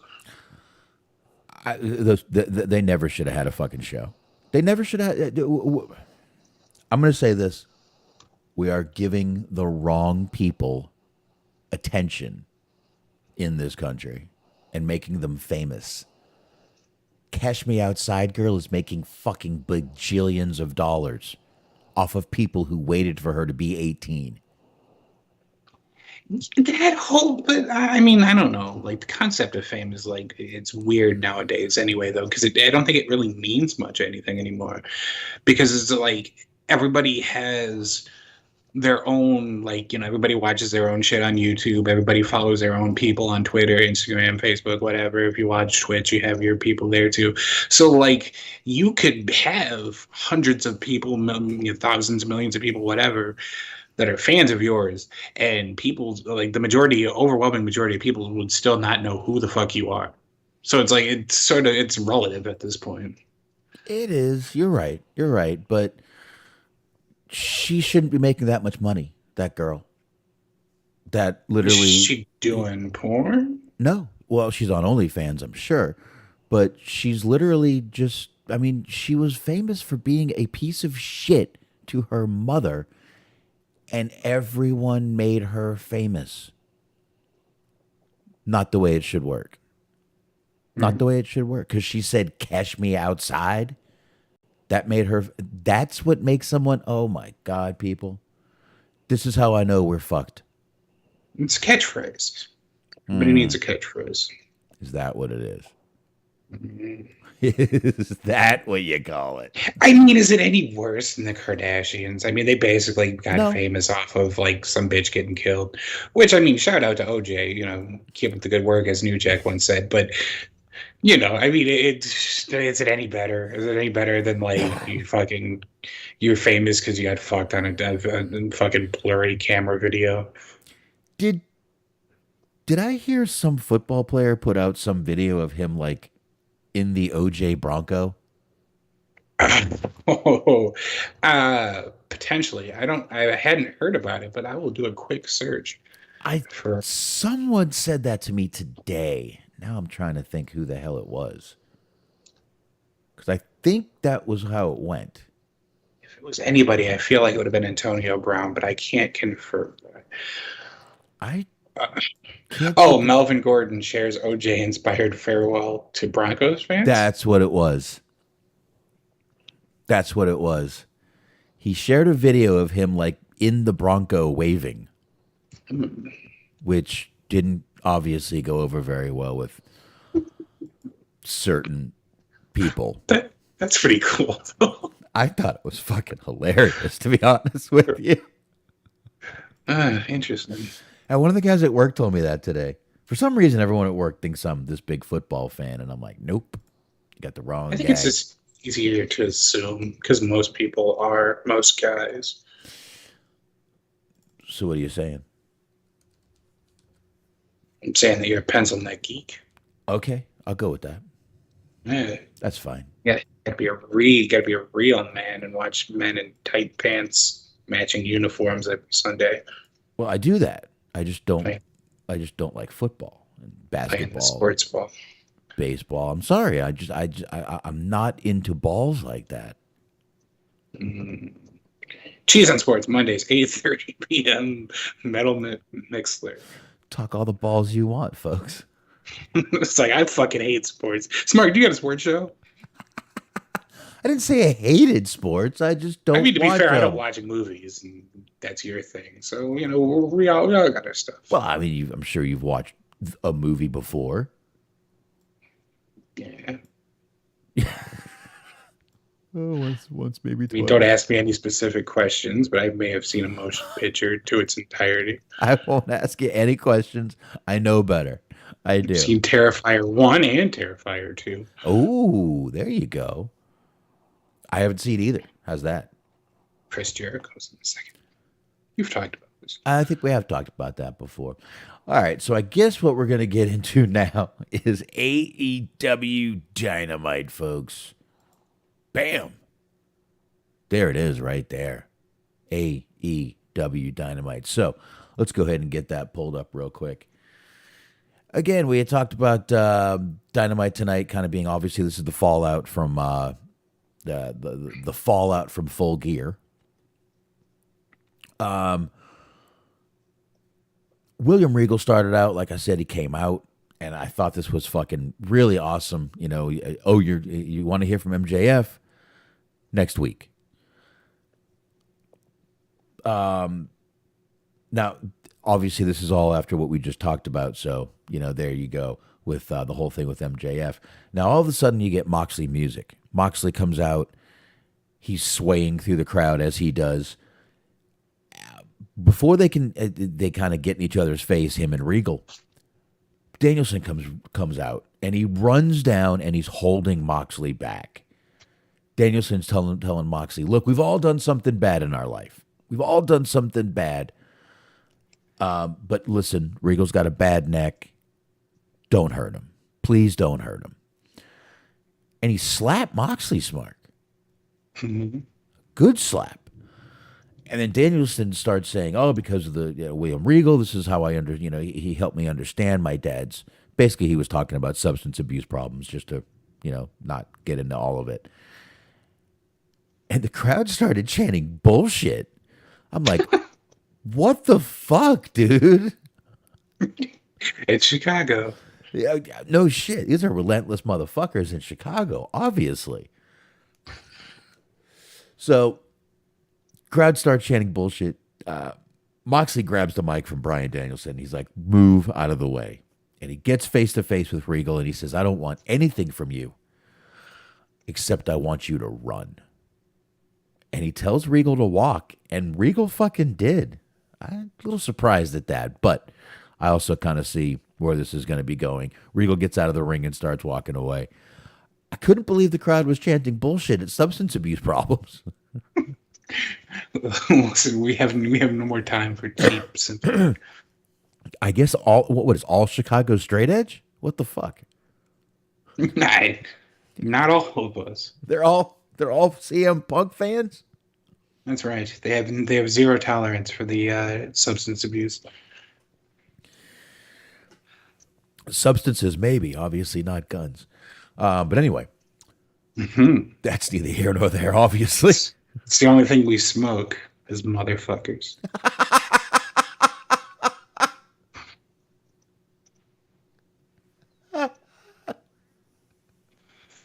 I'm sorry, that was awesome. Okay. Thank you.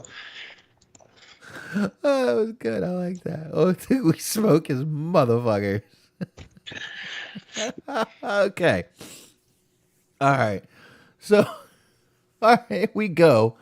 After that, we go and we get Keith Lee and Swerve is who we get after that. Here we go. Hold on. Nope, not that one. God damn it, I hit the wrong button. Now I've got the right one. There's Keith Lee and Swerve for you right there. Keith Lee is about to start talking to Renee Paquette. Swerve just walks up, interrupts. We really never heard anything, so, But I'm still laughing at the motherfucker comment. Okay. Kind of disappointed that they didn't turn Keith Lee heel, although I guess maybe there's still a shot that they will. But It's sort of looking like they could. It's, I Yeah. mean, you notice after this, Swerve holds his hand up to the camera and they start talking. There wasn't yelling, they weren't throwing punches. And Keith Lee was kind of like, he's listening. He's It's listening. hard though, because I want him to be healed because he's good at being smug, but he also has like just real like uncle vibes. Like he seems like a lovable guy.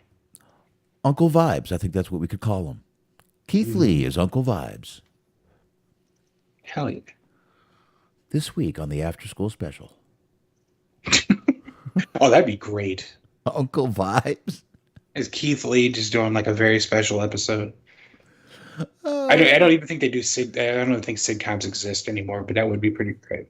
Dude, dude, that is a fucking, right there, that is a kid's show. Uncle Vibes with Keith Lee. Hell, yes. Yes. Absolutely. Absolutely. Greetings and salutations, children. It's been a fortnight since our last commerce. Since we last conversed, I have killed Barney. You needn't fret, children. He's a dinosaur. He was detrimental to your safety. I eradicated the threat. Oh. Ooh. We can find love on the new dating site. Welcome sexfind.info for joining us. Oh, wow. I don't think I can do anything because I'm not actually logged into YouTube. But there's no link. It's just text. You can't even click it. I can't find love on the new dating site. Well, folks, go to sexfind.info and check out where you can find love on the new dating site. Sexfind. Look, if you would like to be murdered in a parking lot, go to sexfind.info. Presumably not by Keith Lee. I don't think he's going to be involved in this. Oh, my Lord, that thunder. Ooh. I hear my dog out there running around. He's not happy at all. Is he outside? Oh. No, I got to cut his nails. I hear his feet on my floor. Ooh. I got to cut his nails this weekend. It's very hard to do with my dog. It's hard to do with any dog. Well, one of the things about pugs, my dog is half pug, they don't like their feet touched. Mm-hmm. So, literally, when you clip my dog's nails, he shits. It scares. Oh, no. It scares the shit out of him. Literally. I don't know if something happened to him as a puppy, but he does not. He'll let me pet his front feet, but if you go to cut him, no. Nope. Kara Hogan got fired. We're Sort of. She's no longer a baddie. Oh, They were talking about how they were going to have like their big celebration for next week or whatever, and Kara Hogan's like, yeah, friendship, and then Smart Mark Sterling's, hey, I need you to sign this paper. She's like, she does. He's like, okay, good, you're not with us anymore. Please leave. I missed that. Yeah, she's basically, I guess she's probably like a face soon or whatever, but she kind of got beat up most of the time during that feud. Like she kept trying to get Jade's belt back, and she kept being thwarted at every turn. I did hear Jade say I got my belt back without any help. I did hear that. Mm-hmm. But I was kind of, like I said, man, I fell asleep for a few hours from these pills, and it took me a while to wake up. So, anywho, the Liam's, Needless to say, I hope that they keep doing stuff with her. yeah. But what kind of stuff is really just unimportant, but she just find something for her to do. I know. They will. They will. All right, where were we here? Swerve? Yes. Oh, yeah. I think you might get a heel Keith Lee here. Good. I think you might get a heel Keith Lee, which will be just fine. So after that, we had Orange Cassidy He came out versus Jake Hager, came out with the best friends. Here we go, right there. There they are, right there. Freshly squeezed Orange Cassidy. We even got Rocky Romero out there today. Pretty cool, pretty cool. So there was that right there. It was Orange Cassidy coming out to go up against Jake Hager. I think this match was about a hat. No, a magical hat. Obviously, it's like fucking, Samson. Hager claims that the hat is magic. That was actually something that they put over on commentary. So Jake Hager is, for all intents and purposes, the Frosty the Snowman of AEW. Ooh, I like it. Holidays coming up. That makes sense. Mm-hmm. That makes sense. Yeah, Hager does not take this hat off. There you go. It's even on right here. Look at this. It might not be on well, but it is on. And by the way, there was a guy in the crowd, front row, that had a Just Enjoy Wrestling t-shirt on. Yeah, don't tell me what to do. I agree. Yet, I love that it was in the old school font, like the lettering, like what the old school wrestlers would put on their shirts, with their with the like iron-on sayings. Yeah, like how Andy Kaufman had one up for like the women's champion Yep, or women's wrestling champion of the world or I whatever the loved fuck it. it was. I thought it was a great shirt, and I do agree with the sentiment. Actually, just enjoy what you want to enjoy. That's it. Not even I just in will. wrestling. I enjoy making fun of things, so it's counterintuitive, or it's kind of it counters what he's preaching, his Not philosophy. If you enjoy it, you're okay, Smark. It's just fine. It's just fine. The, Don't the worry. hammer gag. Oh, okay. I was following along with Christopher Kane as he watches AEW, and I didn't know what the hammer gag meant, but I put two and two together. Okay. All right. Good job. Good job. All right. So there you go. This was an okay little match here. Cassidy retained the title, the All Atlantic Championship. Best friends are celebrating in the ring. Here comes QT Marshall and the fucking factory losers. I'm sorry, dude. None of those guys, except for Nick Camarado, I think actually is the only one out of that whole group that has a look, that has a presence. And it's because he looks like a fucking caveman. Nothing else. It is the least intimidating stable this side of Los Barriquas. Okay. Like they're basically the fucking putty patrol on the Power Rangers. It's topical with what happened over the weekend. Not fun, but anyways, As intimidating they're the as fucking putty patrol. as intimidating as Billy and Chuck. Basically, I mean, like that was the only I watched the pre-show, and that was the only match that I didn't watch because like I don't have it in me to invest any interest, time, energy, any of it into a factory match because there's no point. They're not going to go anywhere. They're not going to do anything. They're not going to win anything. They are just there to lose. Very true. But luckily, Smark, this was not the highlight of this match. The match is over, obviously, or the highlight of this segment. Let's put it that way, since the match is over. Basically, what happens is the lights go off after QT Marshall's mic won't work, which I was like, thank God someone has a brain. That was actually my favorite part of this segment, even before the lights went out, was like Taz doing his best to try to put over QT Marshall and then just laughing halfway through. He was like, come on, show QT Marshall some. Okay, never mind. It's like, yeah, I see the internet. Yeah, definitely. But the lights go off. They come back on. We got the red lighting in the back. And we got Julia Hart there in a hat she borrowed from The Undertaker. Mm-hmm. She drops her hand and the lights go up.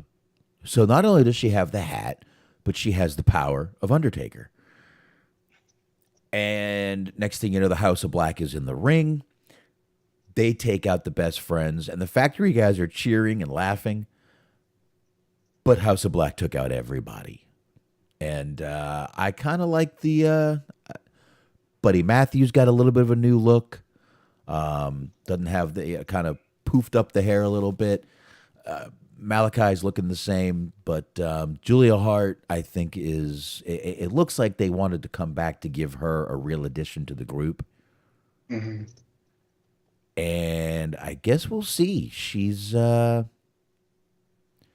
like what they're doing with this group. I think this is going to be good. Now, we only have to think the last time they had this faction together, they kind of dropped the ball, I guess.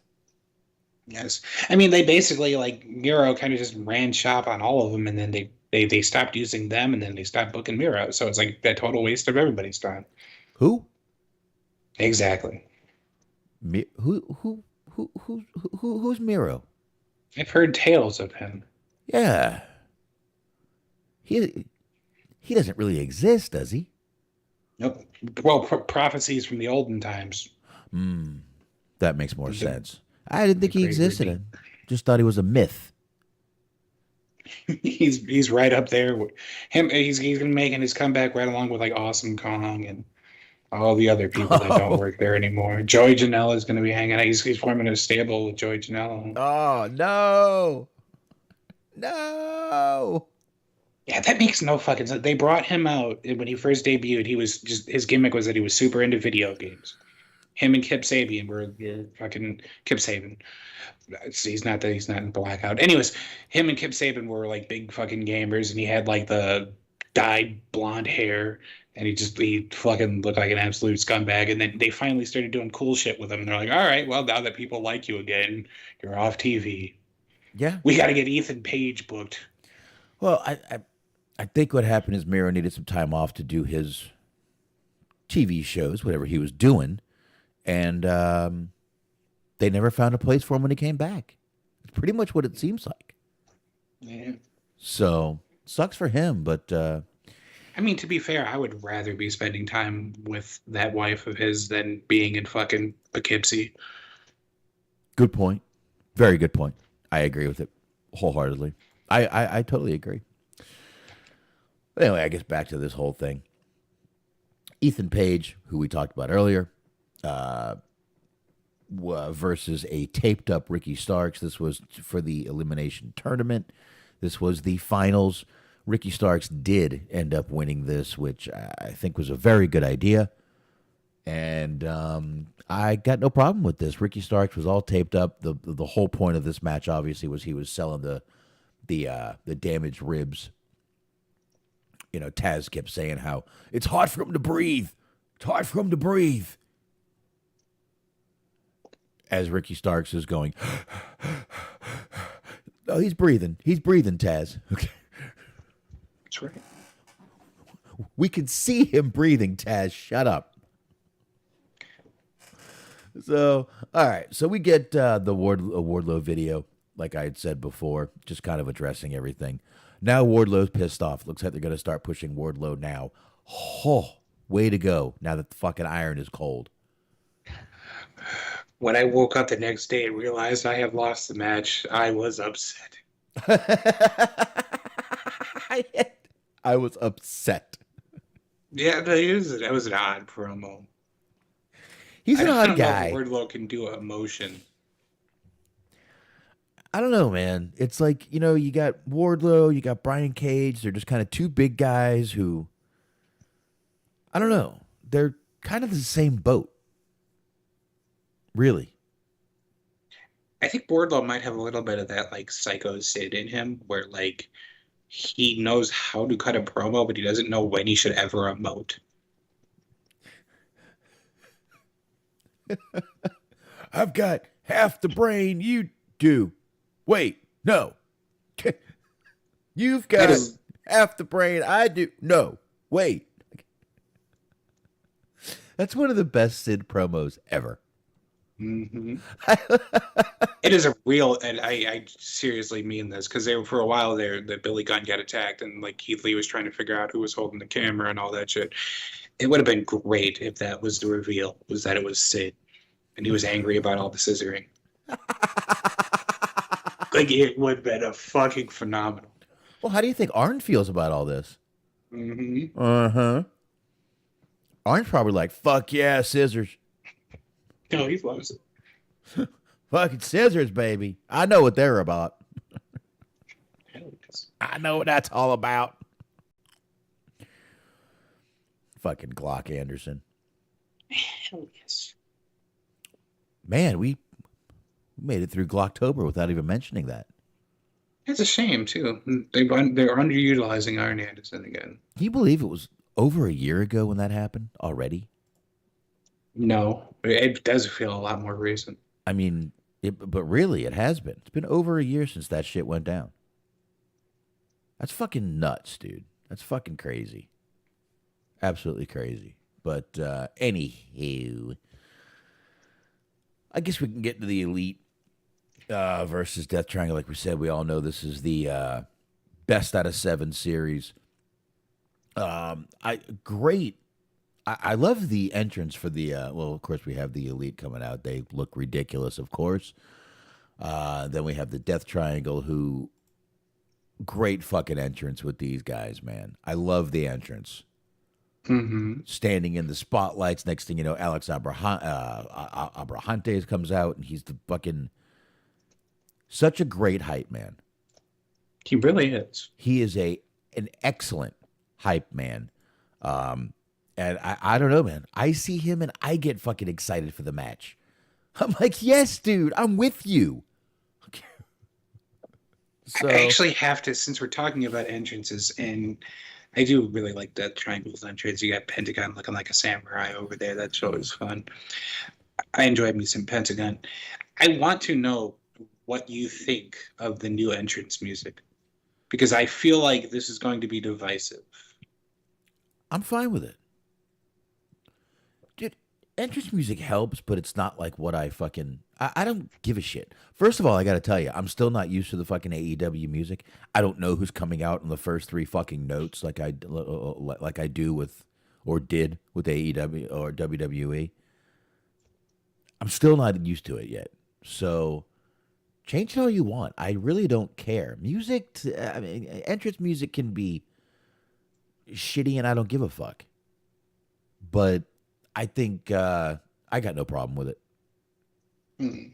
But I just don't know. It doesn't seem like it fit. But then apparently, like back in the day when they had like their backyard wrestling or whatever, they were first getting into business. I don't know. Yeah. The Young Bucks used that theme, used "Carry On My Wayward Son," and I was like, you guys were never cool, were you? I like that Like, song. see, that's why I thought it was going to be divisive. Well, Because I feel like it's not necessarily a bad song, but I just think something about them coming out to it just seems corny to me. Whereas that was your choice when you're like, okay, we'll license a cool song for you to use. well, do you think that song was a shot at Punk? The second, Apparently not, because that's how I found it. Because that's people were saying that they thought it was a shot at Punk, but then apparently well, they had been using it for like 20 years ago when they were doing a fucking backyard federation. I know, but bringing it back with the lyric, "There'll be peace when you are gone. Lay your weary head to rest. Don't you cry no more." I see. See, I feel like if you really wanted to take a shot at Punk, they would have came out to like, "Do you know the Muffin Man?"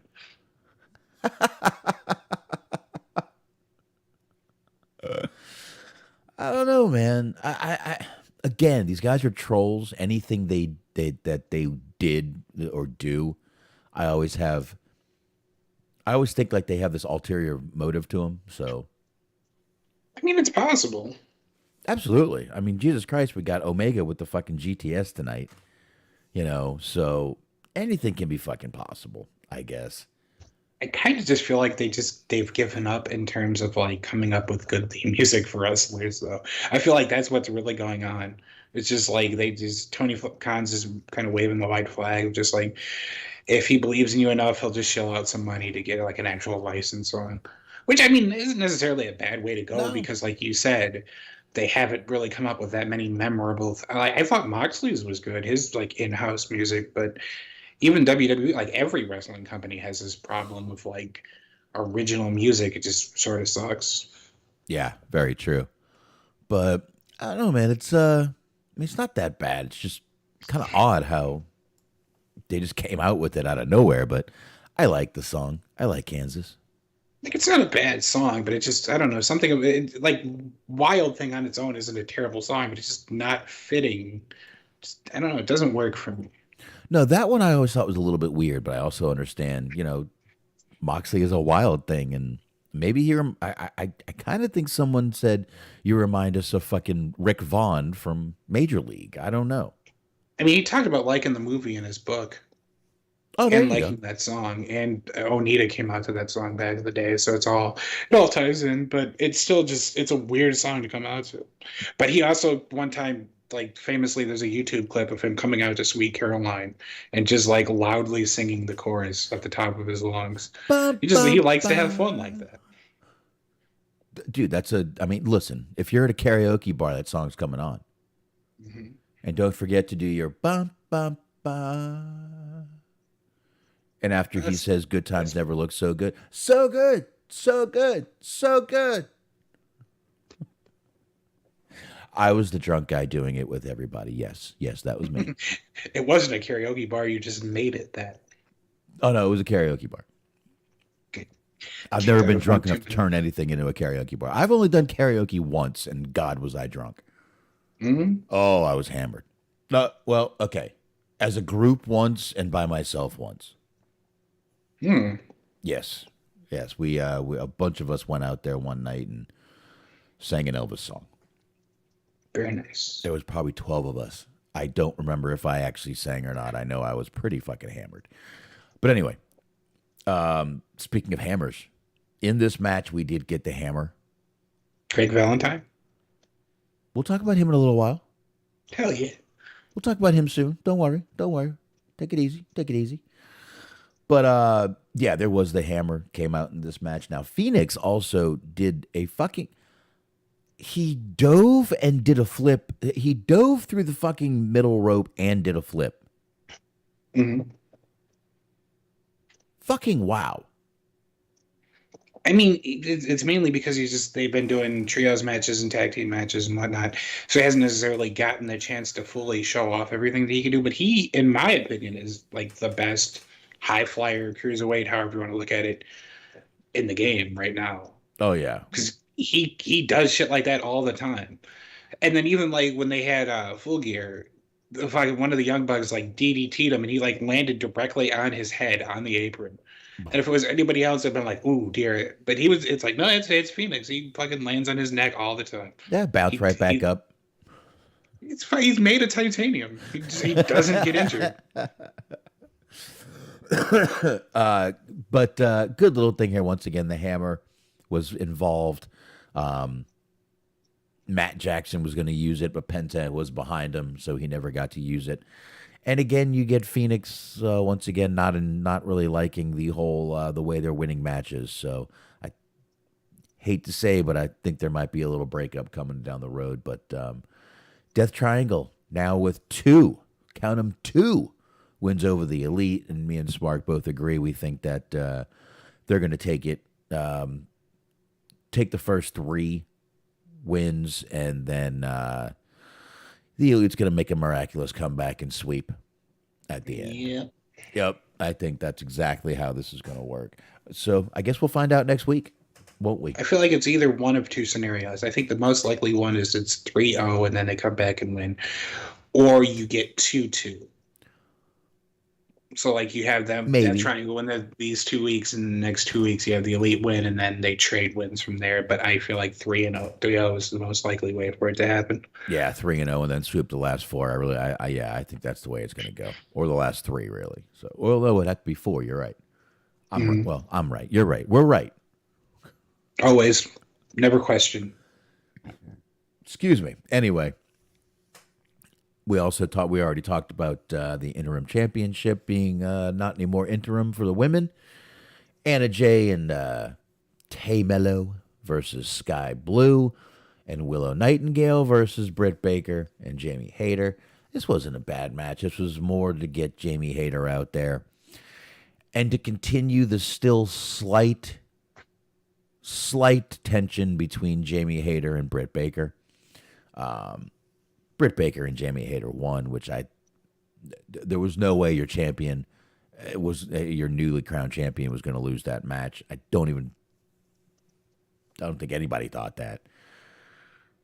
And then once again, everyone's just making their own matches. Backstage, we get Top Flight and FTR just back there like, hey, y'all want a match? Sure. Okay. And then there's a graphic. Like, Yeah. So which one of if they made their own match, like which one of them learned how to use Photoshop? I don't know. I don't know. I mean, I don't know. the one that wasn't Dante that gets injured all the time has a lot of free time, so maybe he was the one that he learned how to use fucking Adobe Illustrator, made him a match graphic. He took a class.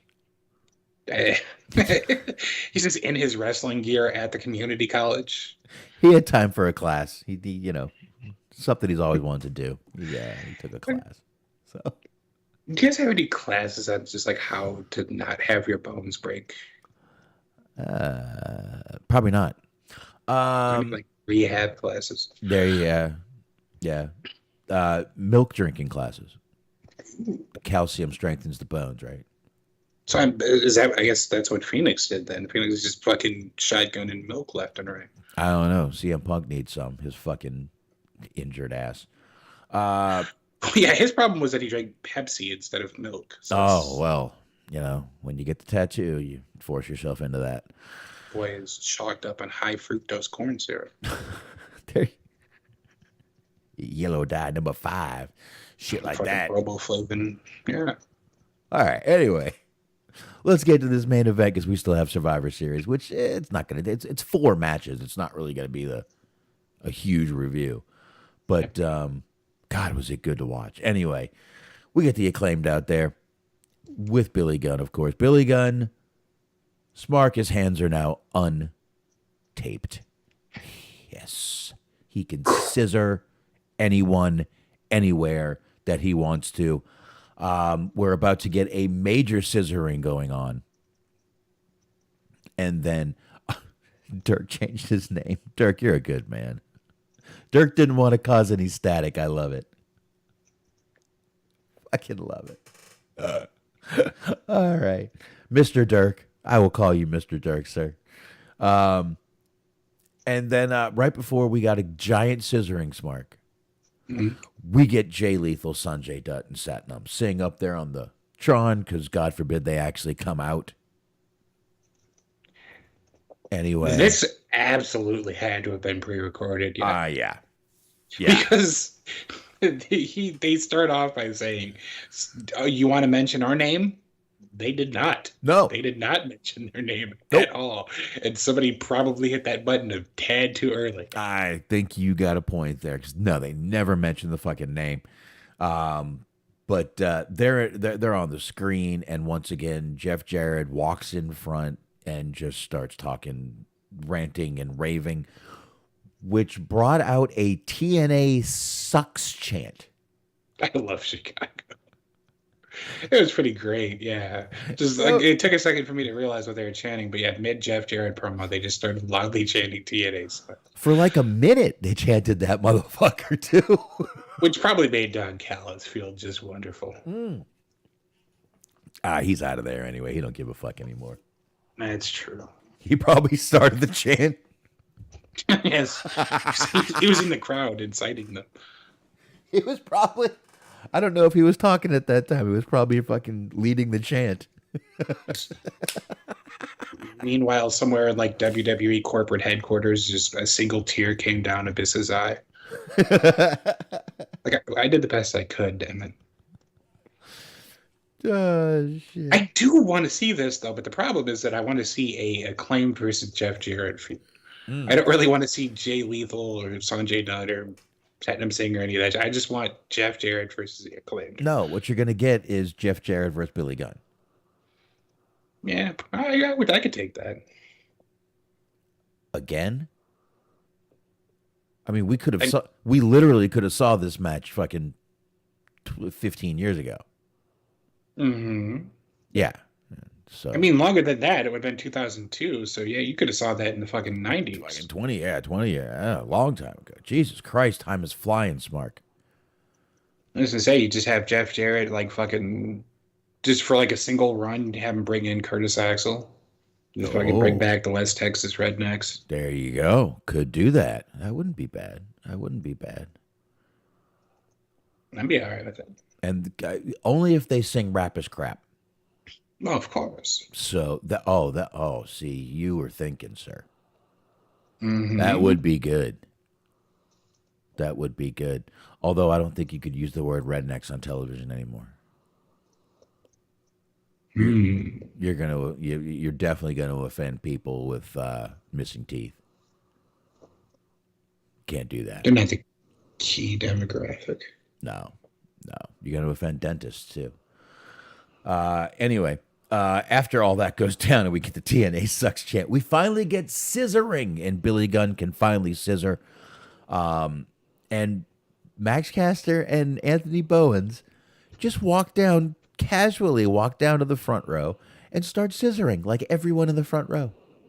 Mm-hmm. And everyone is obliging. No one is giving a fuck. You wouldn't even know COVID was around a while ago. That's right. That's right. Any one of those people could have fucking licked their hands, could have touched the floor. Oh, God, a floor in the arena. Anyway, it was pretty cool, though. And it was funny. For some reason, Billy Gunn is like just talking. Like not, and they kept the camera on him for like a minute. And I'm like, why are they put the camera back on the guys that are fucking doing stuff in the front row? Billy Gunn is just sitting there like literally talking to like the cameraman or something. And they just kept it. I don't know what happened there.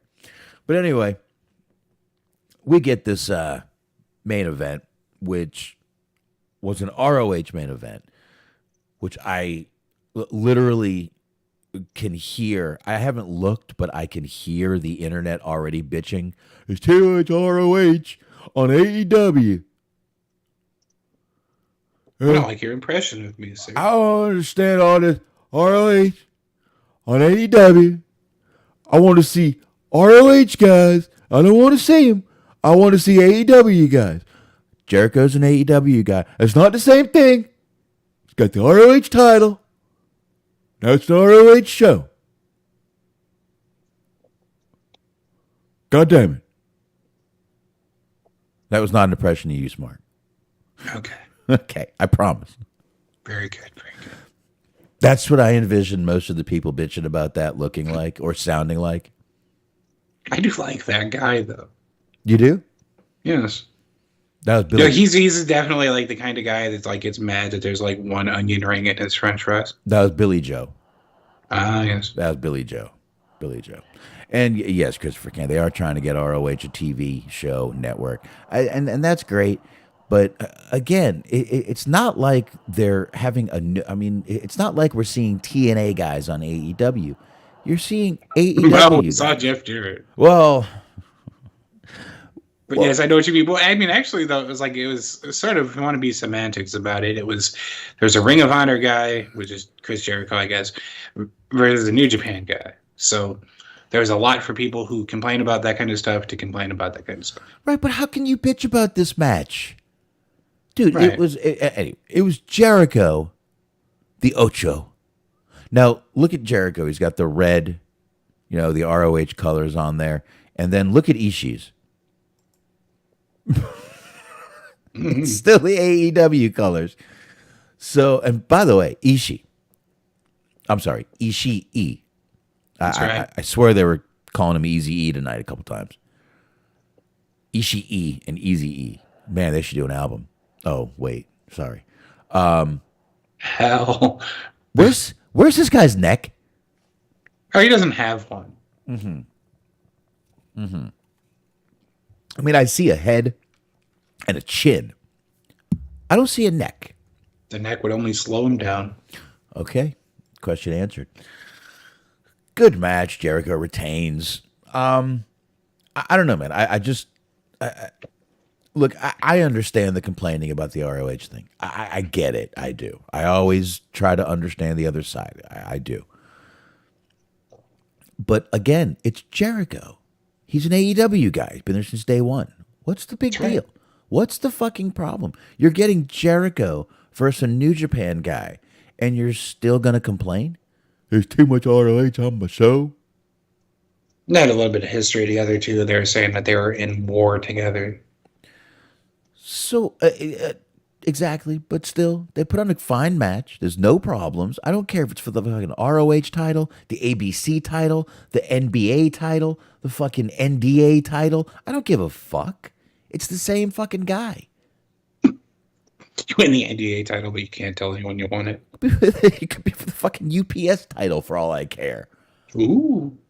You're seeing the same fucking guys. You're seeing Jericho. You're seeing a fucking New Japan guy, a dream match for some people. We got to have New Japan represented in America. Here it is. Quit your bitching. Right. Quit your bitching.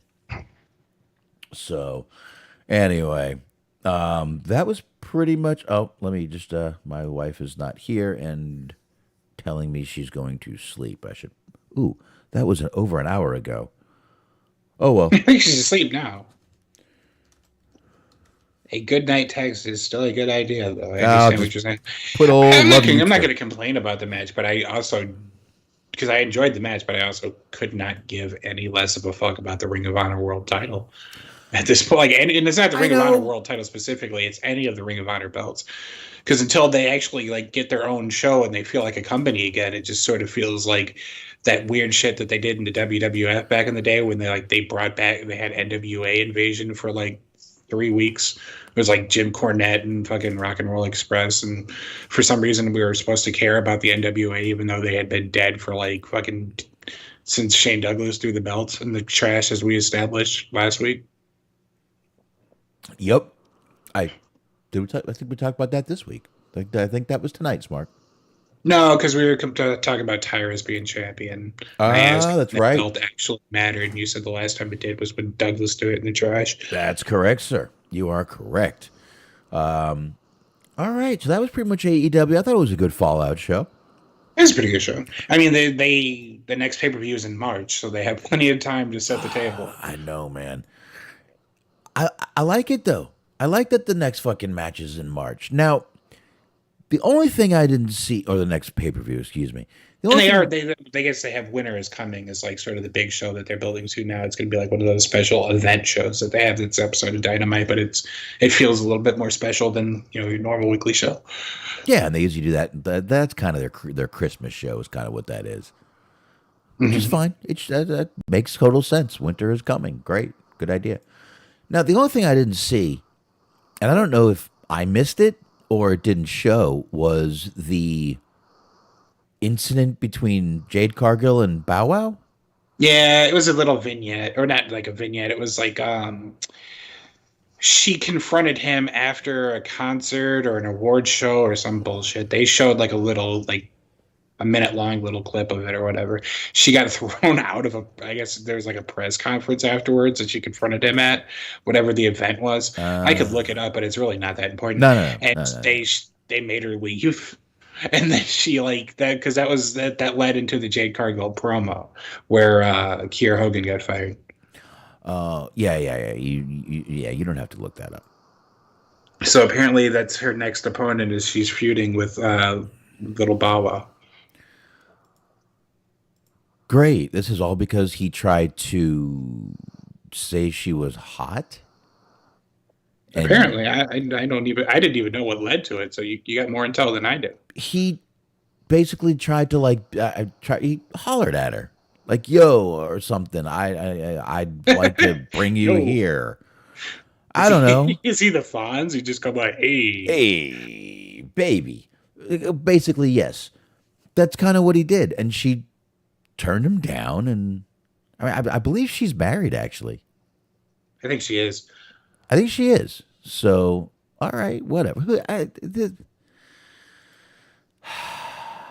Let's talk about Survivor Series.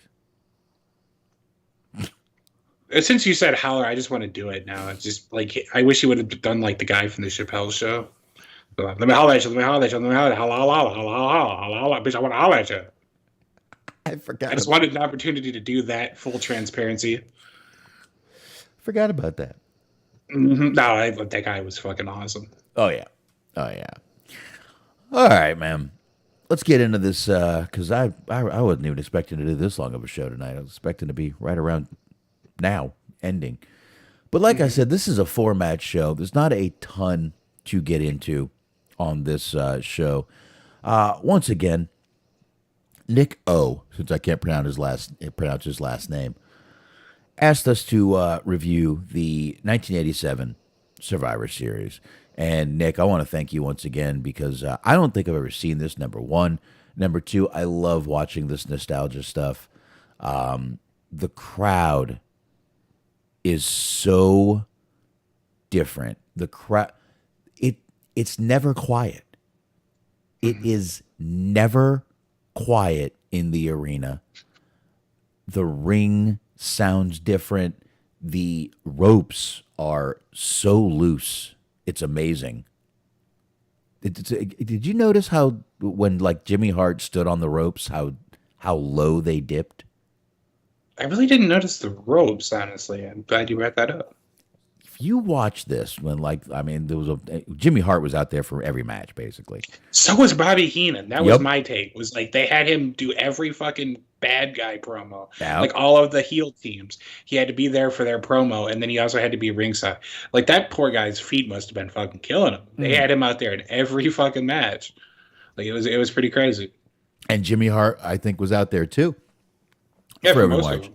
It was great, but There was the women's match. After the women's match, he fucking ran so that he could be a part of the pro. Because like he shows up in the camera, like he runs into the camera shot and he's out of breath. that women's match was something else. And I Ventura's reaction to that women's match was fucking unreal. Yeah. Ventura was looking like he had never seen a women's match before and was baffled by what they could do. I can't believe a woman could do this. Jesus. Meanwhile, it was like just a clothesline. Holy shit. Holy hell, look at her. But it was great. It was great. I loved watching this show. I thought 4 matches, everybody. This was a 4-match show. It was about 2 hours, 45 minutes, give or take. I have commercials on mine because I got the cheapie for Peacock. But Same. yeah, I got the $4.99. So it really was about a 3-hour show, which I don't give a shit. It went fast. It was fun. I loved watching this. Again, it was 1987. This was actually the first Survivor Series. Actually, the first Survivor Series. So Richfield Coliseum. There you it go. Closed down in 1994, September 24th, 1994. Really? That's right. Hosted a Saturday night's main event, hosted the Survivor Series after that, and I believe it hosted the 1992 Survivor Series. Wow. Good stuff, man.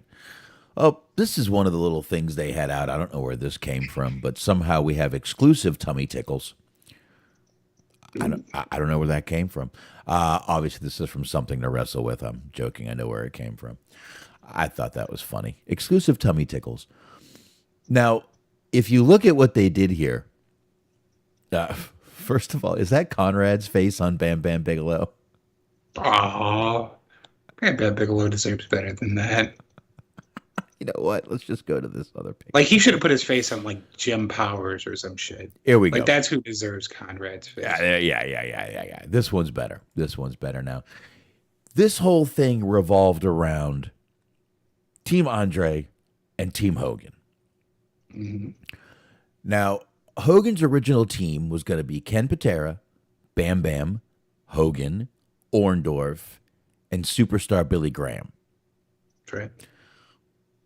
Billy Graham wasn't in this though. Did they explain why Billy Graham wasn't in here? Or do we ever find out why? I completely forget.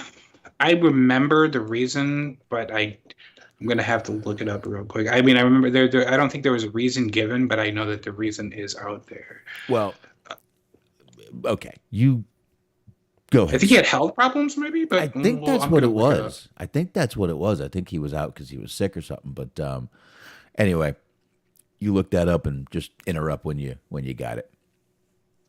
Replaced Billy Graham, who was scheduled to be Hogan's teammate but retired due to his hip injury. He suffered a hip injury against Butch Reed. Okay, there you go. So he was replaced with Don Morocco. That's right. So we'll get into that obviously in the main event. But that was some great stuff though. So anyway, we start off that, but that was the whole thing. Now remember, this was right after they. This was kind of the fallout from WrestleMania 3, Yes. is what this was. You know, you had just had the whole Andre who had turned heel right before WrestleMania 3 by ripping the chain off of Hogan's neck and stuff like that. So this, the everything pretty much revolved around getting to that last match of Team Hogan and Team Andre. That's kind of where everything was revolving around. But this started off with Team Macho was the first team versus Team Honky Tonk. That's right. I will forever love the Honky Tonk Man. There's nothing you can do to talk me out of it. Nothing. Nothing. I started taking a little bit of notes. I eventually gave up because I'm lazy like that. But that was one of my notes because it started off with a Honky Tonk Man promo. Mm-hmm. And it was funny because he called his team the greatest team ever assembled for the Survivor Series. And it was literally the first match and the first team. So that was pretty awesome.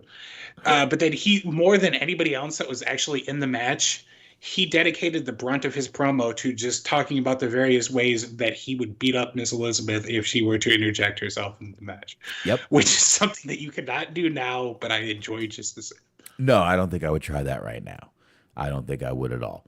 But this was so fucking great, man. Him and then Macho was out there.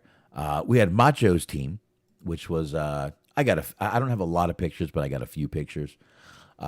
Look at Brutus back there in the back with the look, his eyes all big and.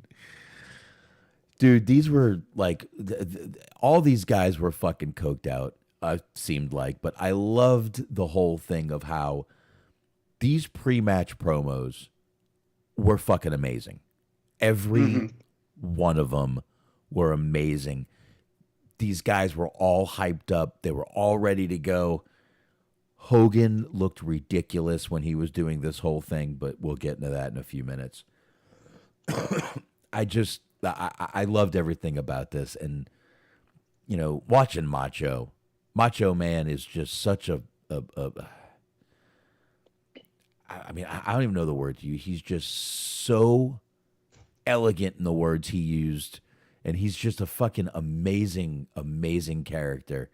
I just love it. I just loved it. But the first match was a 5-on-5 Survivor Series match. It was, again, Team Macho, which was Brutus the Barber Beefcake, Jake Roberts, yes, a babyface, Jake Roberts, Hacksaw Jim Duggan, Steamboat, and Savage. Coming down with Miss Elizabeth, obviously, who looked amazing. And then you had Team Honky Tonk, which was Honky Tonk Man, Dangerous Danny Davis, former referee, become wrestler, Harley Race, Hercules, and Ron. Was it Ron Bass? Ron Bass. I don't know why. Jesus Christ, my mind blanked. Which, by the by, I'm just going to hit this point right now. I like Harley Race. Mm-hmm. But Jim Cornette and like everybody of that ilk needs to sit the fuck down with like making fun of like Eddie Kingston and Kevin Owens and shit. Like, look at Harley Race and look at Ron Bass in this match, and then like still just try to be like, well, wrestlers now look like shit. Like, really? Yeah, you got a point. Like, Harley Race at this point in time looks like he operates like a fucking amusement park ride. Like, he looked like he just got done chain smoking Newports before he walked out to the ring. And I like him, I will say that. I'm not trying to shit on the man, but he definitely had an old school type of look where, like, as long as the arms are big, everything else could kind of fall by the wayside. Right. And Ron Bass just kind of looked, yeah. Kind of like a bass. Ron Bass, yes, he looked like a fisherman. He looked like a bass. There you go. That's right. There you go. Look, great match. I loved everything about this fucking whole match right here. At one point, you had well, here you go. You can look at old Ronnie Bass right here. What do you think of that? There you go. You got Macho and Valentine, who Greg Valentine was never known as a body guy either. Yeah. But what a great hit right there. Great fucking hit, man. I just love this whole fucking thing, though, man.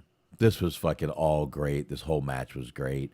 And the surviving team was Savage. It ended up being Savage, Jake Roberts, and Ricky Steamboat surviving that right there. It was kind of interesting because it was Hogan, like the first elimination, it was Duggan and Race, but they were both counted out. Mm-hmm. So the first elimination in the first match was a double count out. Yeah, a lot of you're right, it was Harley and Duggan. And there was another count out that kind of shocked me. Again, I don't think I've ever watched this. And one thing I do want to point out, because I was watching it last night and I thought enough of it to make a note. Jake Roberts hits a DDT on Danny Davis, gets a pinfall, gets attacked by Hercules from behind, which Gorilla Monsoon refers to one of the greatest terms in wrestling history on commentary. He calls it a Pearl Harbor. It's just wonderful. Gave him a Pearl Harbor job. That's right. Yeah, I wrote down in quotes Pearl Harbor job. I was like, I fucking love that. I know that he said that before, but it's great to hear as it happens. Here's another one you probably couldn't say in 2022. Probably not. All right. Yeah, it was pretty crazy. But great match. It worked. Let's see here. You had once again, you had Harley Race and Jim Duggan, who were counted out. Basically, Hacksaw went after Harley Race outside the ring. They got counted out.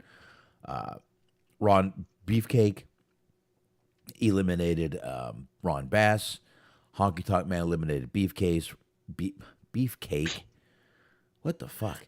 A beefcake is an entirely different thing. Absolutely. Roberts got rid of Danny Davis. Randy Savage eliminated Hercules. And Honky Tonk Man actually walked away. And I loved... Go ahead, Smark. No, he was facing a 3-on-1. He was like, you know what? I like this. I'm out. Exactly. And I love that Jesse Ventura spent probably half the fucking night trying to put over why and have people understand why this was a good move. Mm-hmm. I thought that was a great thing. You got to defend the belt every 30 days, Gorilla, and he didn't want to get injured. I'd walk away too. 3-on-1, you don't want to get hurt. And then he just kept like every time somebody risked facing him, like 2-on-1, 3-on-1, he's like, they're gonna leave. Like, and it was just Honky Tonk Man that did that. Yeah. Now, obviously, this was an early time. This seemed like it might have been Ventura's first time on the mic. First commentary gig? Well, check it out. I don't know if I could find that. I thought I heard Gorilla be like, "What are you doing here?" Like he had never done it before. So maybe I don't know. I don't know if this was his first, but I love Jesse. All I know is he's sitting there in a fucking pilgrim hat, and I'm going, "This is the guy that's fucking. This was fucking governor. This guy. This guy was governor." But great to see some of these fucking this old match and these fucking guys, and your Harley Race. For me, seeing Ricky Steamboat out there, always a fucking treat. So greatness to me. Greatness to Ricky Steamboat. So all right. We'll keep going a little bit from there. Give me 1 second here. Let me just turn this up just a little bit. There we go. It's better. But yeah, I always like seeing Ricky Steamboat. I've said before how much I love me some Steamboat. So even before the Royal Rumble was a thing, he was doing the skin the cat spot because he got thrown out to the outside. He caught himself. Yep. Great stuff there, man. Great stuff by Steamboat there. But after that was the women's match. Now, the women's match was, here we go, Fabulous Moolah, the Jumping Bomb Angels, again, coming out of Japan, Rockin' Robin, Velvet McIntyre, And that was the first group. Dawn Marie, Donna, Christinello, the Glamour Girls, Leilani Kai and Judy Martin, and Sensational Sherry with Jimmy Hart out there once again. Now, again, this match, first of all, was badass. Mm-hmm. One thing I noticed about the women's, Mark, I don't know if you did. Did you see any young models looking girls out there? No, they all looked like wrestlers. They all did. There wasn't, right here, you can see right there. None of them were really model looking girls. They were out there. They were wrestlers. That's what they were. Jesse and Gorilla put this match over so much they couldn't believe it. How good these girls were. They couldn't believe how good they were. And I mean, even after there was a little scene, a little thing where it was just Jesse and Gorilla killing some time and kind of going over the matches that had already happened. Now, you remember that part, right, Smark? Yeah, they basically just did a recap of like Right. the matches that had happened already. They talked, and then they were talking about like the matches that were to come and shit like that. Did you look behind those guys by any chance? Not really. Not when they were doing that. No. There was a kid in a Hogan shirt behind them, Mhm. right in the middle of those two, who just was on someone's shoulders or standing on a chair, constantly just he kept doing the Hogan pose. He kept rolling through the Hogan poses, and it was fucking awesome. He took over. All I could watch was him. I should have made a little recording of it or something, but all I could watch was him. But they really put this match over. And during the match, they put this match over. Jesse Ventura seemed like he was absolutely amazed. A woman could go out there and do what they could do. But after the match, Jesse Ventura said the Jumping Bomb Angels were like watching. He said like a macho man, a steamboat with their high flying. He was very impressed with the Jumping Bomb Angels, who ended up winning that match. That was actually one of my notes. Was his Jumping Bomb Angels are too good to be in this match. Which was like, I think it was like the first time and as far as I can remember, the first time I'd seen them wrestle. They're damn good. The only person that I was not impressed with, and like she's not bad. I've seen other matches, but like Rockin' Robin did not look good. That was two of my notes: was terrible crossbody by Rockin' Robin, terrible monkey flip by Rockin' Robin. Like it's the first time I've ever seen somebody do like she did a monkey flip on Leilani Kai, and she didn't get her over all the way, so she had to like do like a sit up and then like use her arm strength to sort of like get her down, so she didn't land on top of her, and it did not look good. Yeah, she was flubbing up, but everybody else, Velvet McIntyre looked pretty good too. Meanwhile, did you notice something Velvet McIntyre did in the match? She wrestled barefoot. I noticed that.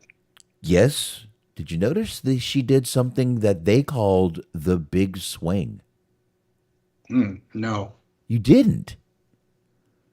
Didn't stand out to me. She swung Judy Martin, and they actually called the move the big swing.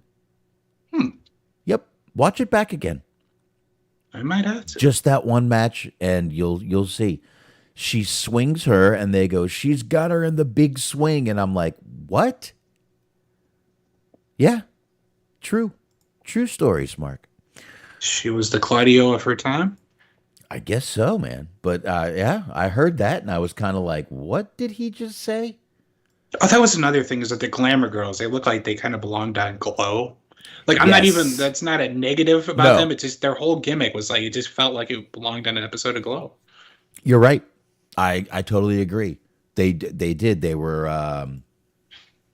not as glamorous as I figured they would be. But this actually ended up being a good match. And once again, the Jumping Bomb Angels did end up winning this match. And I was shocked at how much the Ventura just seemed like he was shocked that women could go out there and have a match like this. I mean, to be fair, consider the time. I know. Like they weren't getting those kind of opportunities back, and it was 1987 in WWF. They weren't getting those opportunities. I'll tell you, Gorilla, these broads were good. Okay, okay. I mean, that's basically what he said almost, because he was like, "These women can they do what the men can do." Well, he did, but then, like I said, after that, he was comparing him to Macho and Ricky Steamboat, and that's a fucking huge compliment right there, in my opinion. Yes. So they definitely put this match over, which like you're saying, they definitely should have put this fucking match over, but I feel like, and maybe there's someone that does in the indies, and I'm just not thinking of them. Somebody needs to bring back the fucking old school female wrestling attire, where they're wrestling in like one piece bathing suits, basically. Like that needs to be somebody's look. like right here, like they were in this one. Yeah, exactly. There was a lot of those in this match. Yeah. Yeah, there was. There was. That's pretty much what they're. But and Moolah looked pretty young here. And she was young here. It was 1987. Mm-hmm. So pretty. But really was an entertaining. I forget who, but she fucking potatoed somebody. She did like a almost like a European uppercut, just bam right in the face. I forgot who it was too, but I saw that too. Mm-hmm. I can't believe you missed a big swing. Anyway, I did. I was paying attention too. It's just I don't know. I might have drifted away for a second. Obviously, you weren't, motherfucker. I know. I was too busy making fun of Rocket Robin. Apparently, that was my problem. Was I like, this bitch sucks, and then I missed a good move. Yeah, she's been through a lot. Let's not make fun of her. Well, yeah, I do remember that. I feel bad for her. That was the dark side of the ring was not kind. Yeah. I'm going to refrain from making a joke there. Yeah, I will. I I refrained. I thought about making it, and then I refrained again. Let's just leave it alone. Okay. Good job. Good job. If I do that, it was not a good idea. So let's not get us kicked off of anywhere. Anyway, so once again, the 4 matches. We got 2 matches left. This was a tag team Survivor Series match. So we got 10 on 10, which was a lot of people in the fucking ring for this goddamn match right here. So they were all on the apron at once. Like, if you were there live, that had to have been a fucking bitch to try to see anything at that point. Oh, I'll bet it was too, man. I'll bet it was. So, okay, here we go right now with the matches. We had the British Bulldogs. Just it's weird to see Dynamite Kid now, knowing what we know about Dynamite Kid. Mm-hmm.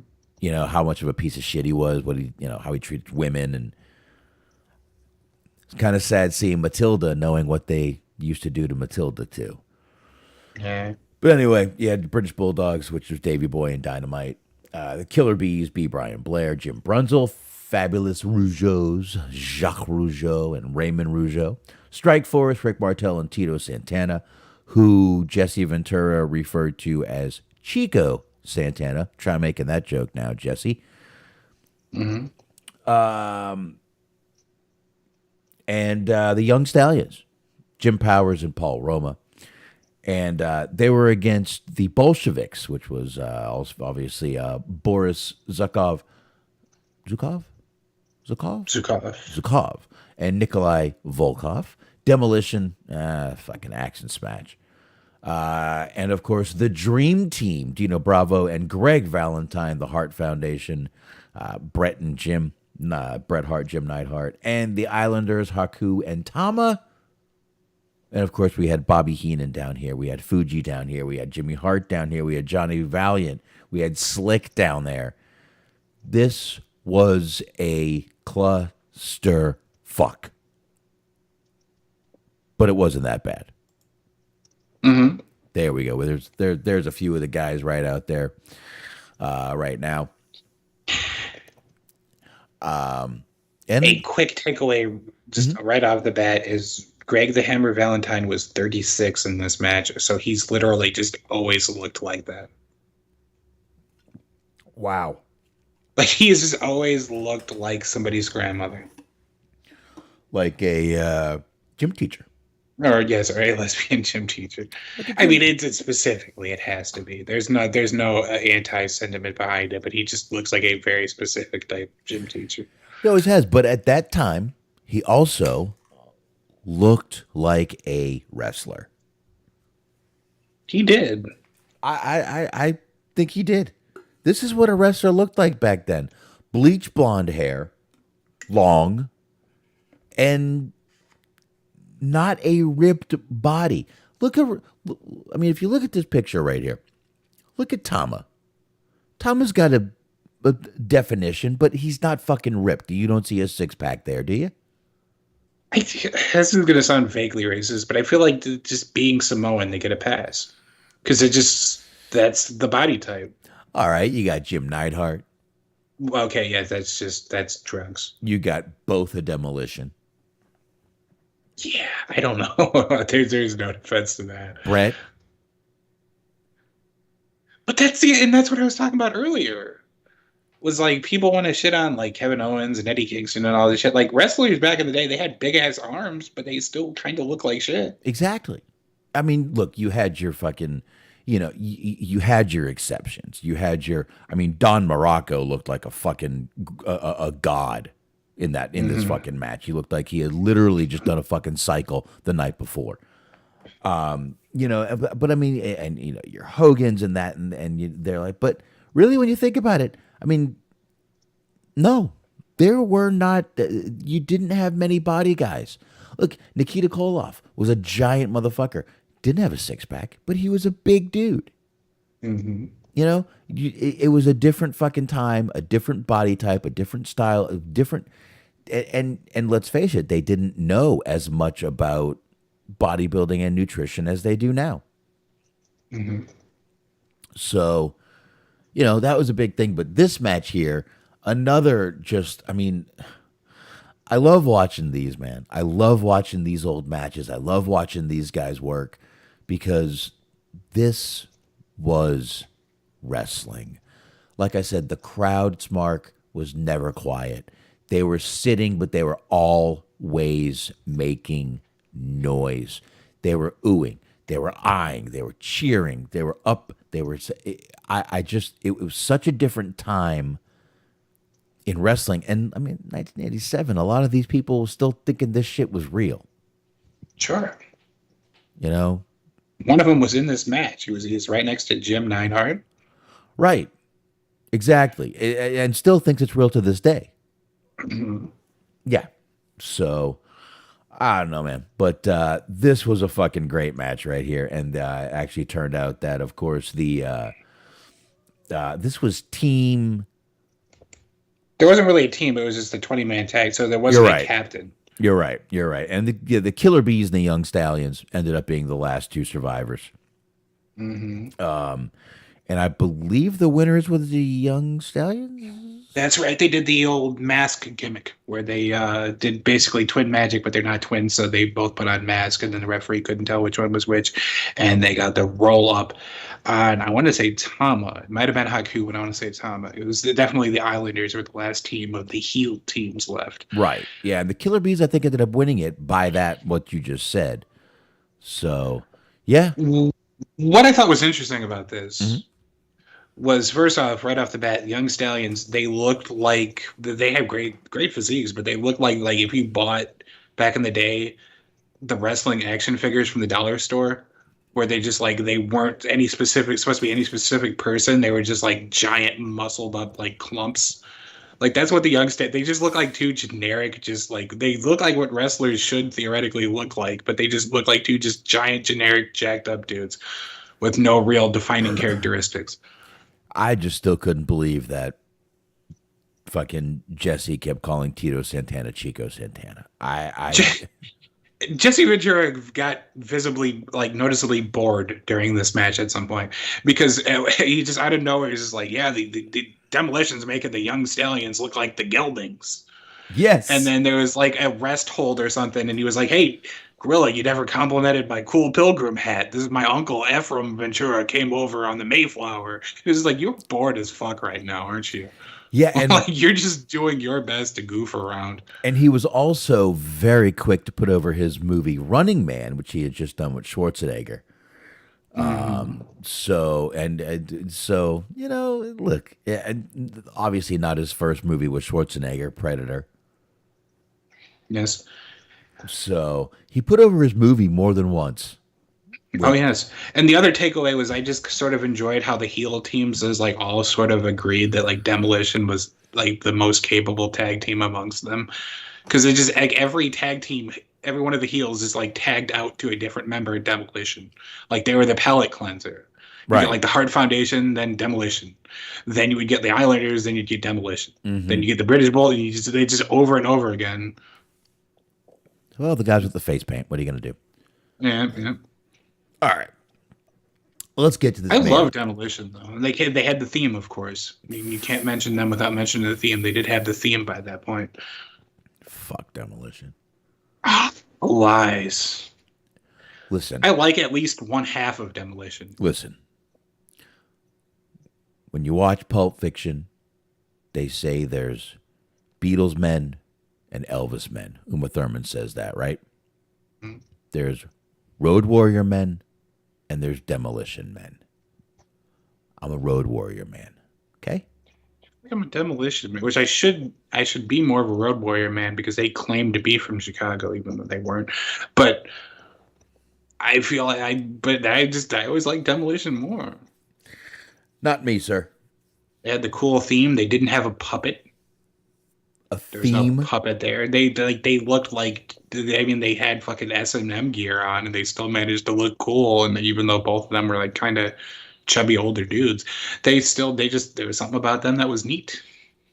Oh well, if you're gonna go with neat, I don't know what I can. I don't know if I can defend after the. I'll do you one better. We'll drive the wedge, the divide between us even further. I'll take Fuji over Ellering.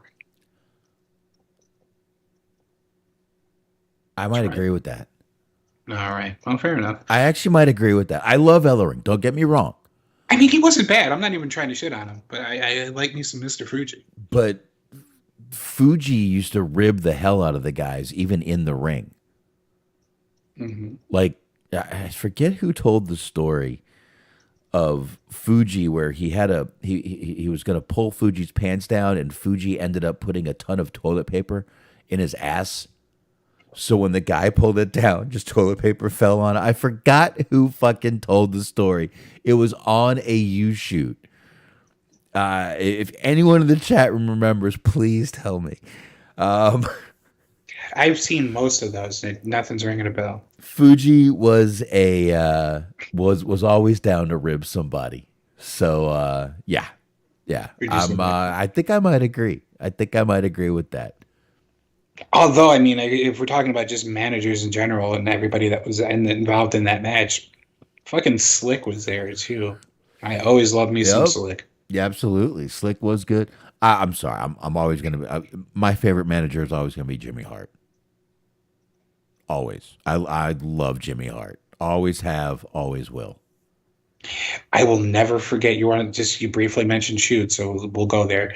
According to Brickhouse Brown, there's a big caveat there, but according to Brickhouse Brown, Jimmy Hart likes to be peed on. He said that during a shoot interview, and I will never forget it because that is just a very funny visual.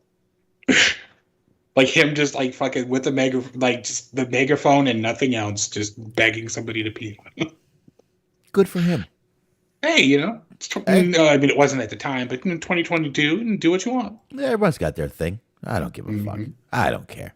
But he was great on Legends House. He was, and like I don't know why, but I've kind of always have a soft spot for Jimmy Hart. And truthfully, I don't think I've ever heard a bad word said about that man. Nope. Not one cross word about Jimmy Hart from anyone who's worked with him, anyone who didn't like him in the wrestling.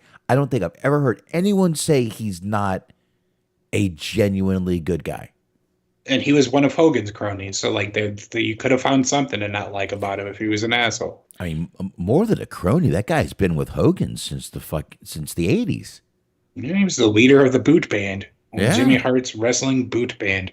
So Jimmy Hart is a loyal Hogan guy for Mhm. to this day. So I Jimmy think Hart, I'd definitely rather hang out with him than like Knobs. do you imagine the fucking knowledge Jimmy Hart has? I mean, Oh, sure. He's probably got some pretty good stories. I don't know if he's ever done any like shoot interviews or anything. I don't think so, which is why I think one reason everyone loves him. But I mean, he's been in the music part of it. He's been in the backstage part of it. He's been a manager. He's done He's done every fucking thing you can imagine. He's like a not recognized enough fucking Jim Cornette. Yeah, he's like the polar opposite of like just a historian, but just positive. Yeah, because he loves every minute of what he's done, and you can tell that. Hmm.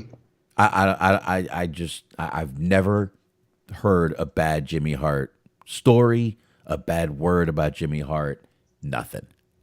Yeah, seems like a good guy. So, all right, let's get into this main event. We're at about 2.5 hours already. We definitely need to wrap this up. So, I don't want to keep anybody. I know everyone's got shit to do tomorrow, and it's almost 1 o'clock for everybody. Not me, but everybody else. So, like I said, this whole Survivor Series, Smark, was leading up to Team Andre versus Team Hogan. Hmm. The whole thing, all this whole clusterfuck in the ring right here. Now, again, we had said that Hogan's team originally, we see it right here, Ken Patera, Bam Bam Bigelow, Hogan, Orndorff, and was originally going to be Superstar Billy Graham, which, you know, Hogan always said he has the biggest arms, but if you look at Billy Graham and you look at Hogan, Hogan's arms ain't that big. Hmm. But anyway, obviously, Smark looked up why Billy Graham did not show. He had retired due to an hip injury, and we ended up with Don Morocco on there. And once again, Don Morocco looked like a fucking... Look at this guy. Look at those veins Oh yes, in that left arm. Look at that. all natural. It's absolutely natural. Just hitting that Ico Pro left and right. Oh yeah. Oh, definitely. But Honestly, the only thing I ever like remembered him from was like they did that like fucking. We were talking about Mr. Fuji Vice. It was like him and Don Morocco were just hanging out doing like segments together for laughs. wow. But now remember, they called this guy The Rock, Don Morocco. He was laying SmackDown. On your candy asses. That's right. Damn right. So there you go with Don Morocco. But this match came down to that. Now, again, I was talking about the pre-match promos. This Why? this was That is the question. okay. For those of you not on YouTube, Hogan has the Hulkamania headband on, and for some reason he has tassels hanging off of it, and they're dangling in his eyes. It looks like he's wearing a lampshade. It does. By the way, Ken Patera looks like your uncle who only listens to Quiet Riot. I don't know why I say that, but he does. Makes sense. Yes, I could see him jamming to "Come On, Feel the Noise" all night and all day. But anyway, don't know why Hogan had to look like this, but he did. The shirt is stained with baby oil. Of course. It is. Look at it. There's baby oil stains on this fucking shirt. Yep. Yeah. It's in such a way that you can like see his visibly erect nipple, which is unsettling and uncomfortable for everybody, myself included. It was Thanksgiving, so it was cold. Yeah, apparently. So There you go, right there. Now, I got a few pictures of Team Andre here. We got Team Andre. Here you go, right there. Andre, Rick Rude, King Kong Bundy, One Man Gang, and Butch Reed. That's right. And Butch Reed. With Paul Orndorff came down with, not Paul Orndorff, One Man Gang came down with Oliver Humperdinck. I thought that was Bam Bam Bigelow. Bam Bam. I'm sorry. Bam Bam. You're right. But that's one I've got of Andre's team right there. Andre was just still moving well at that time, which was a good thing. But here he is. This is the actual picture of them right there backstage before they come out. Heenan, just a god, a managing god. I believe One Man Gang was managed by Slick at the time. Maybe it was Butch Reed too, or it might have just been Butch Reed. But I think he was managing Butch Reed and One Man Gang at that point. Well, they did walk down together, those two. I do remember that. So maybe. But, you got King Kong Bundy back there. Just a great team. Fucking like mainlining nostalgia here. But a great match now. Not too long into the match. Actually, 3 minutes? 16 minutes into the match. Hulk Hogan goes after, I think it's one. Who did he go after? Was it One Man Gang? He oh yeah, okay, I know what you're talking about. He body slammed King Kong Bundy on the outside. So he was going after both of them, One Man Gang and King Kong Bundy. Right. And he body slammed King Kong Bundy out on the outside. Correct. And then he's outside the ring and he gets counted out. Mm-hmm. Now I swear, I'm sitting there going, don't tell me this motherfucker pulls rank and they just go, okay, you're not counted out. Well, they didn't do that. No, but they had to threaten him. They did. Because I don't know if it was kayfabe or real, but he was just in the ring just loudly protesting, and they got, like, Howard Finkel got on the microphone and was like, if Hulk Hogan doesn't leave, his team loses. Yeah. And Hulk Hogan got mad and stomped off. Yeah. They were like, bitch, you don't leave, your whole team is out of here. Yes. Yes. They threatened to turn the motherfucking car around. Which, in hindsight, they could have actually done that. Mm-hmm. Because Andre's team, Andre won anyway. His team won anyway. In hindsight, think about if they had pulled a fucking quick audible and been like, you know what? Tell Hogan to kick everyone's fucking ass and get kicked out. Mm-hmm. Problem is they would have had tons of fucking time left over.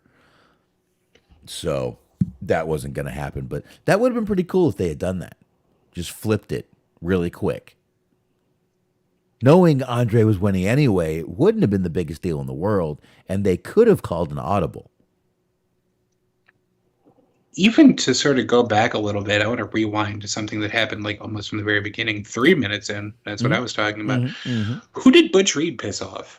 Because he was just gone immediately. Yeah, Butch Reed lasted 3 minutes. I don't know.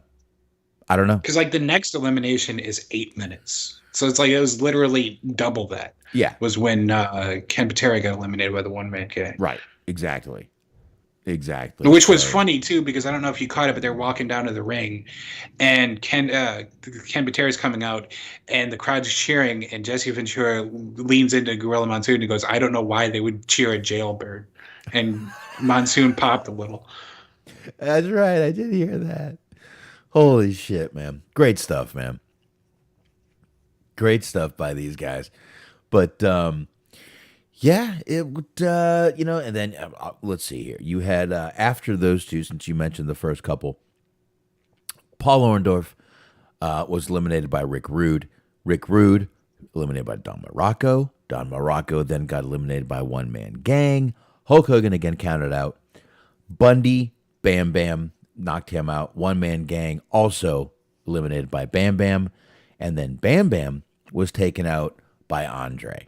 Now, Andre wins this match.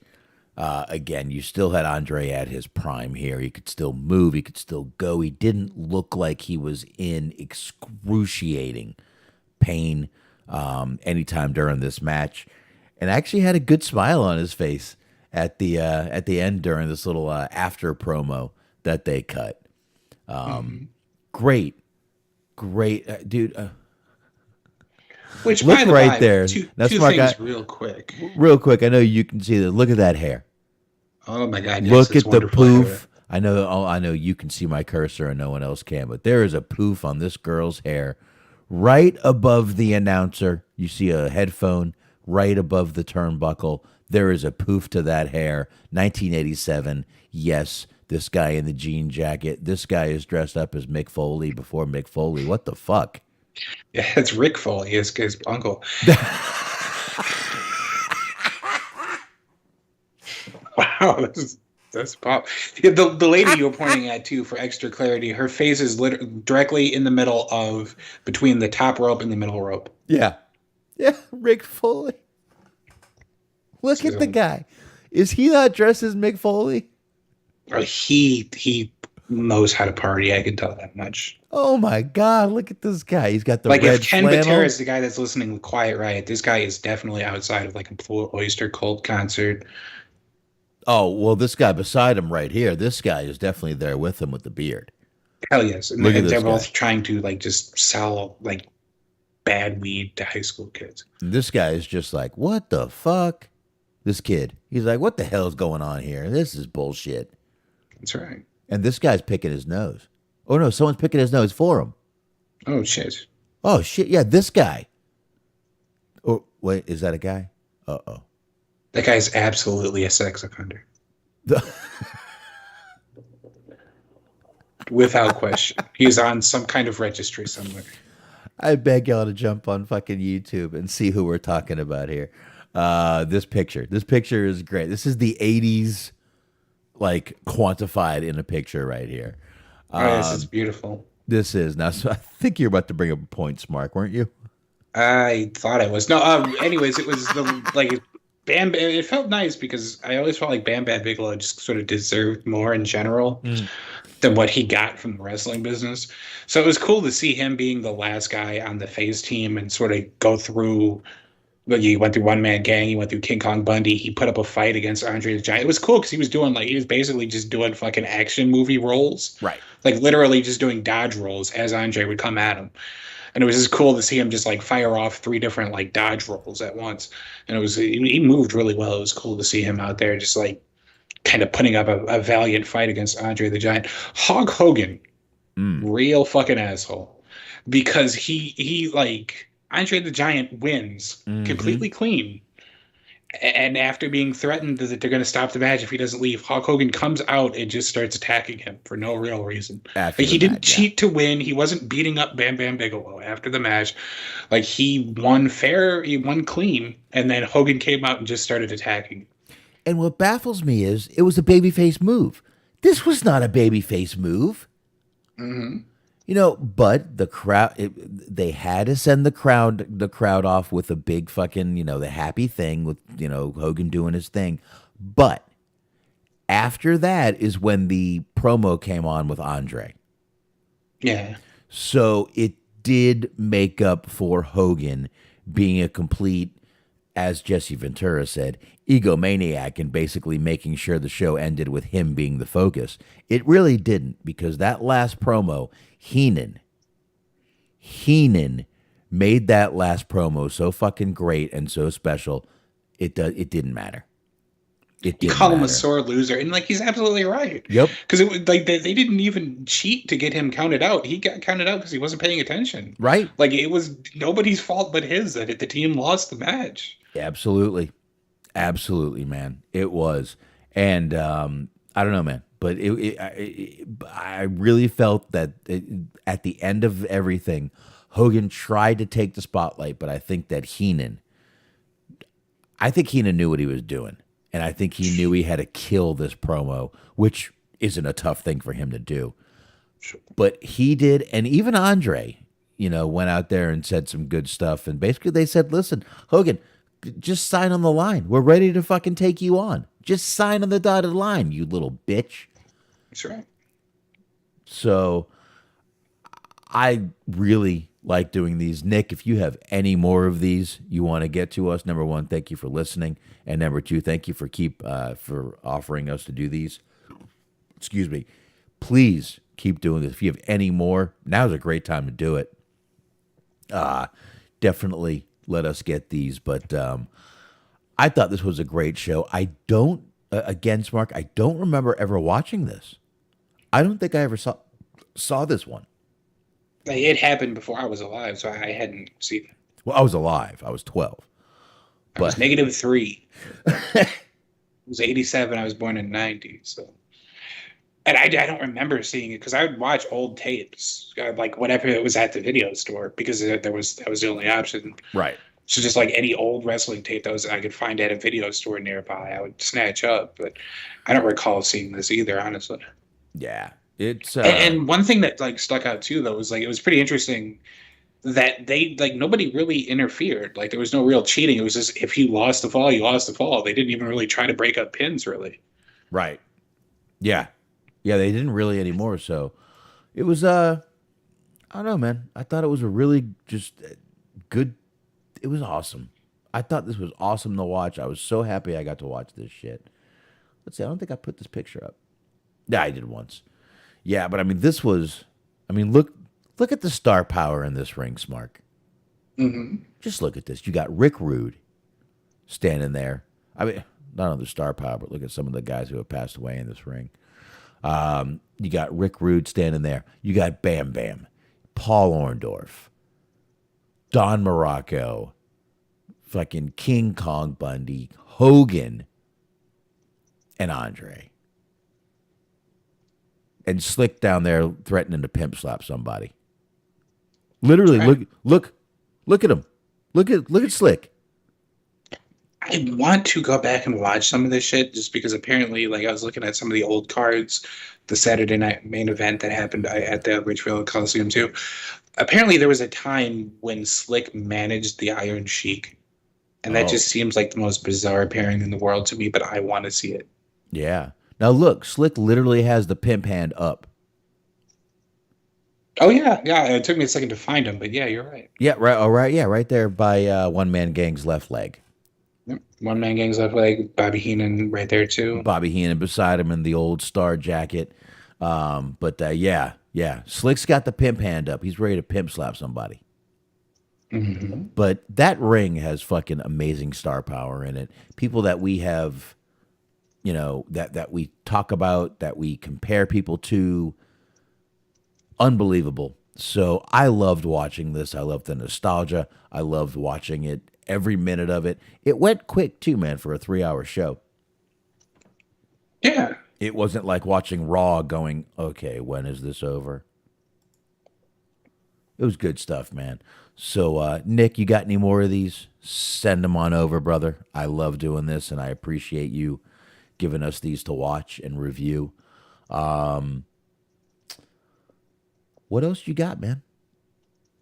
No, I think that about covers it. There was also a vignette from Ted DiBiase talking about like just all Oh, the various mean shit that he's done to people and how he doesn't have to be thankful for shit because he's rich, so you can like suck him. Basically, was the yeah. sentiment of the promo. That was great stuff, too. Showing all the old, where he took over the pool, where he knocked the basketball out of the kid who was about to do it. Sean, I believe his name was. Mhm. It was great. Apparently, the lady barking like a dog was Linda McMahon. Really?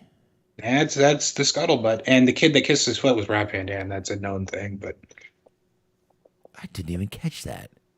yeah, it's Linda McMahon. I mean, you can kind of if you go back and watch, you can kind of tell because she has like the dead eyes, but she's super, super, super fucking tan.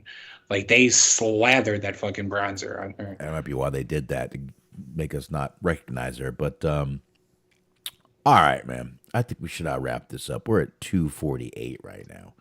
Sounds good. Everyone's got Thanksgiving tomorrow, Turkey Day, gobble gobble. Obviously, we've had the dancing turkey the whole time. But yeah, everybody, happy Thanksgiving. thank you for joining us for this long show. No one's going to listen to this whole fucking show. But I stopped paying attention for moments, and most of them were when I was talking. So. I get it. I get it. But listen, everybody, thank you very much. Have a very safe and happy Thanksgiving. If you're traveling, definitely be safe out there.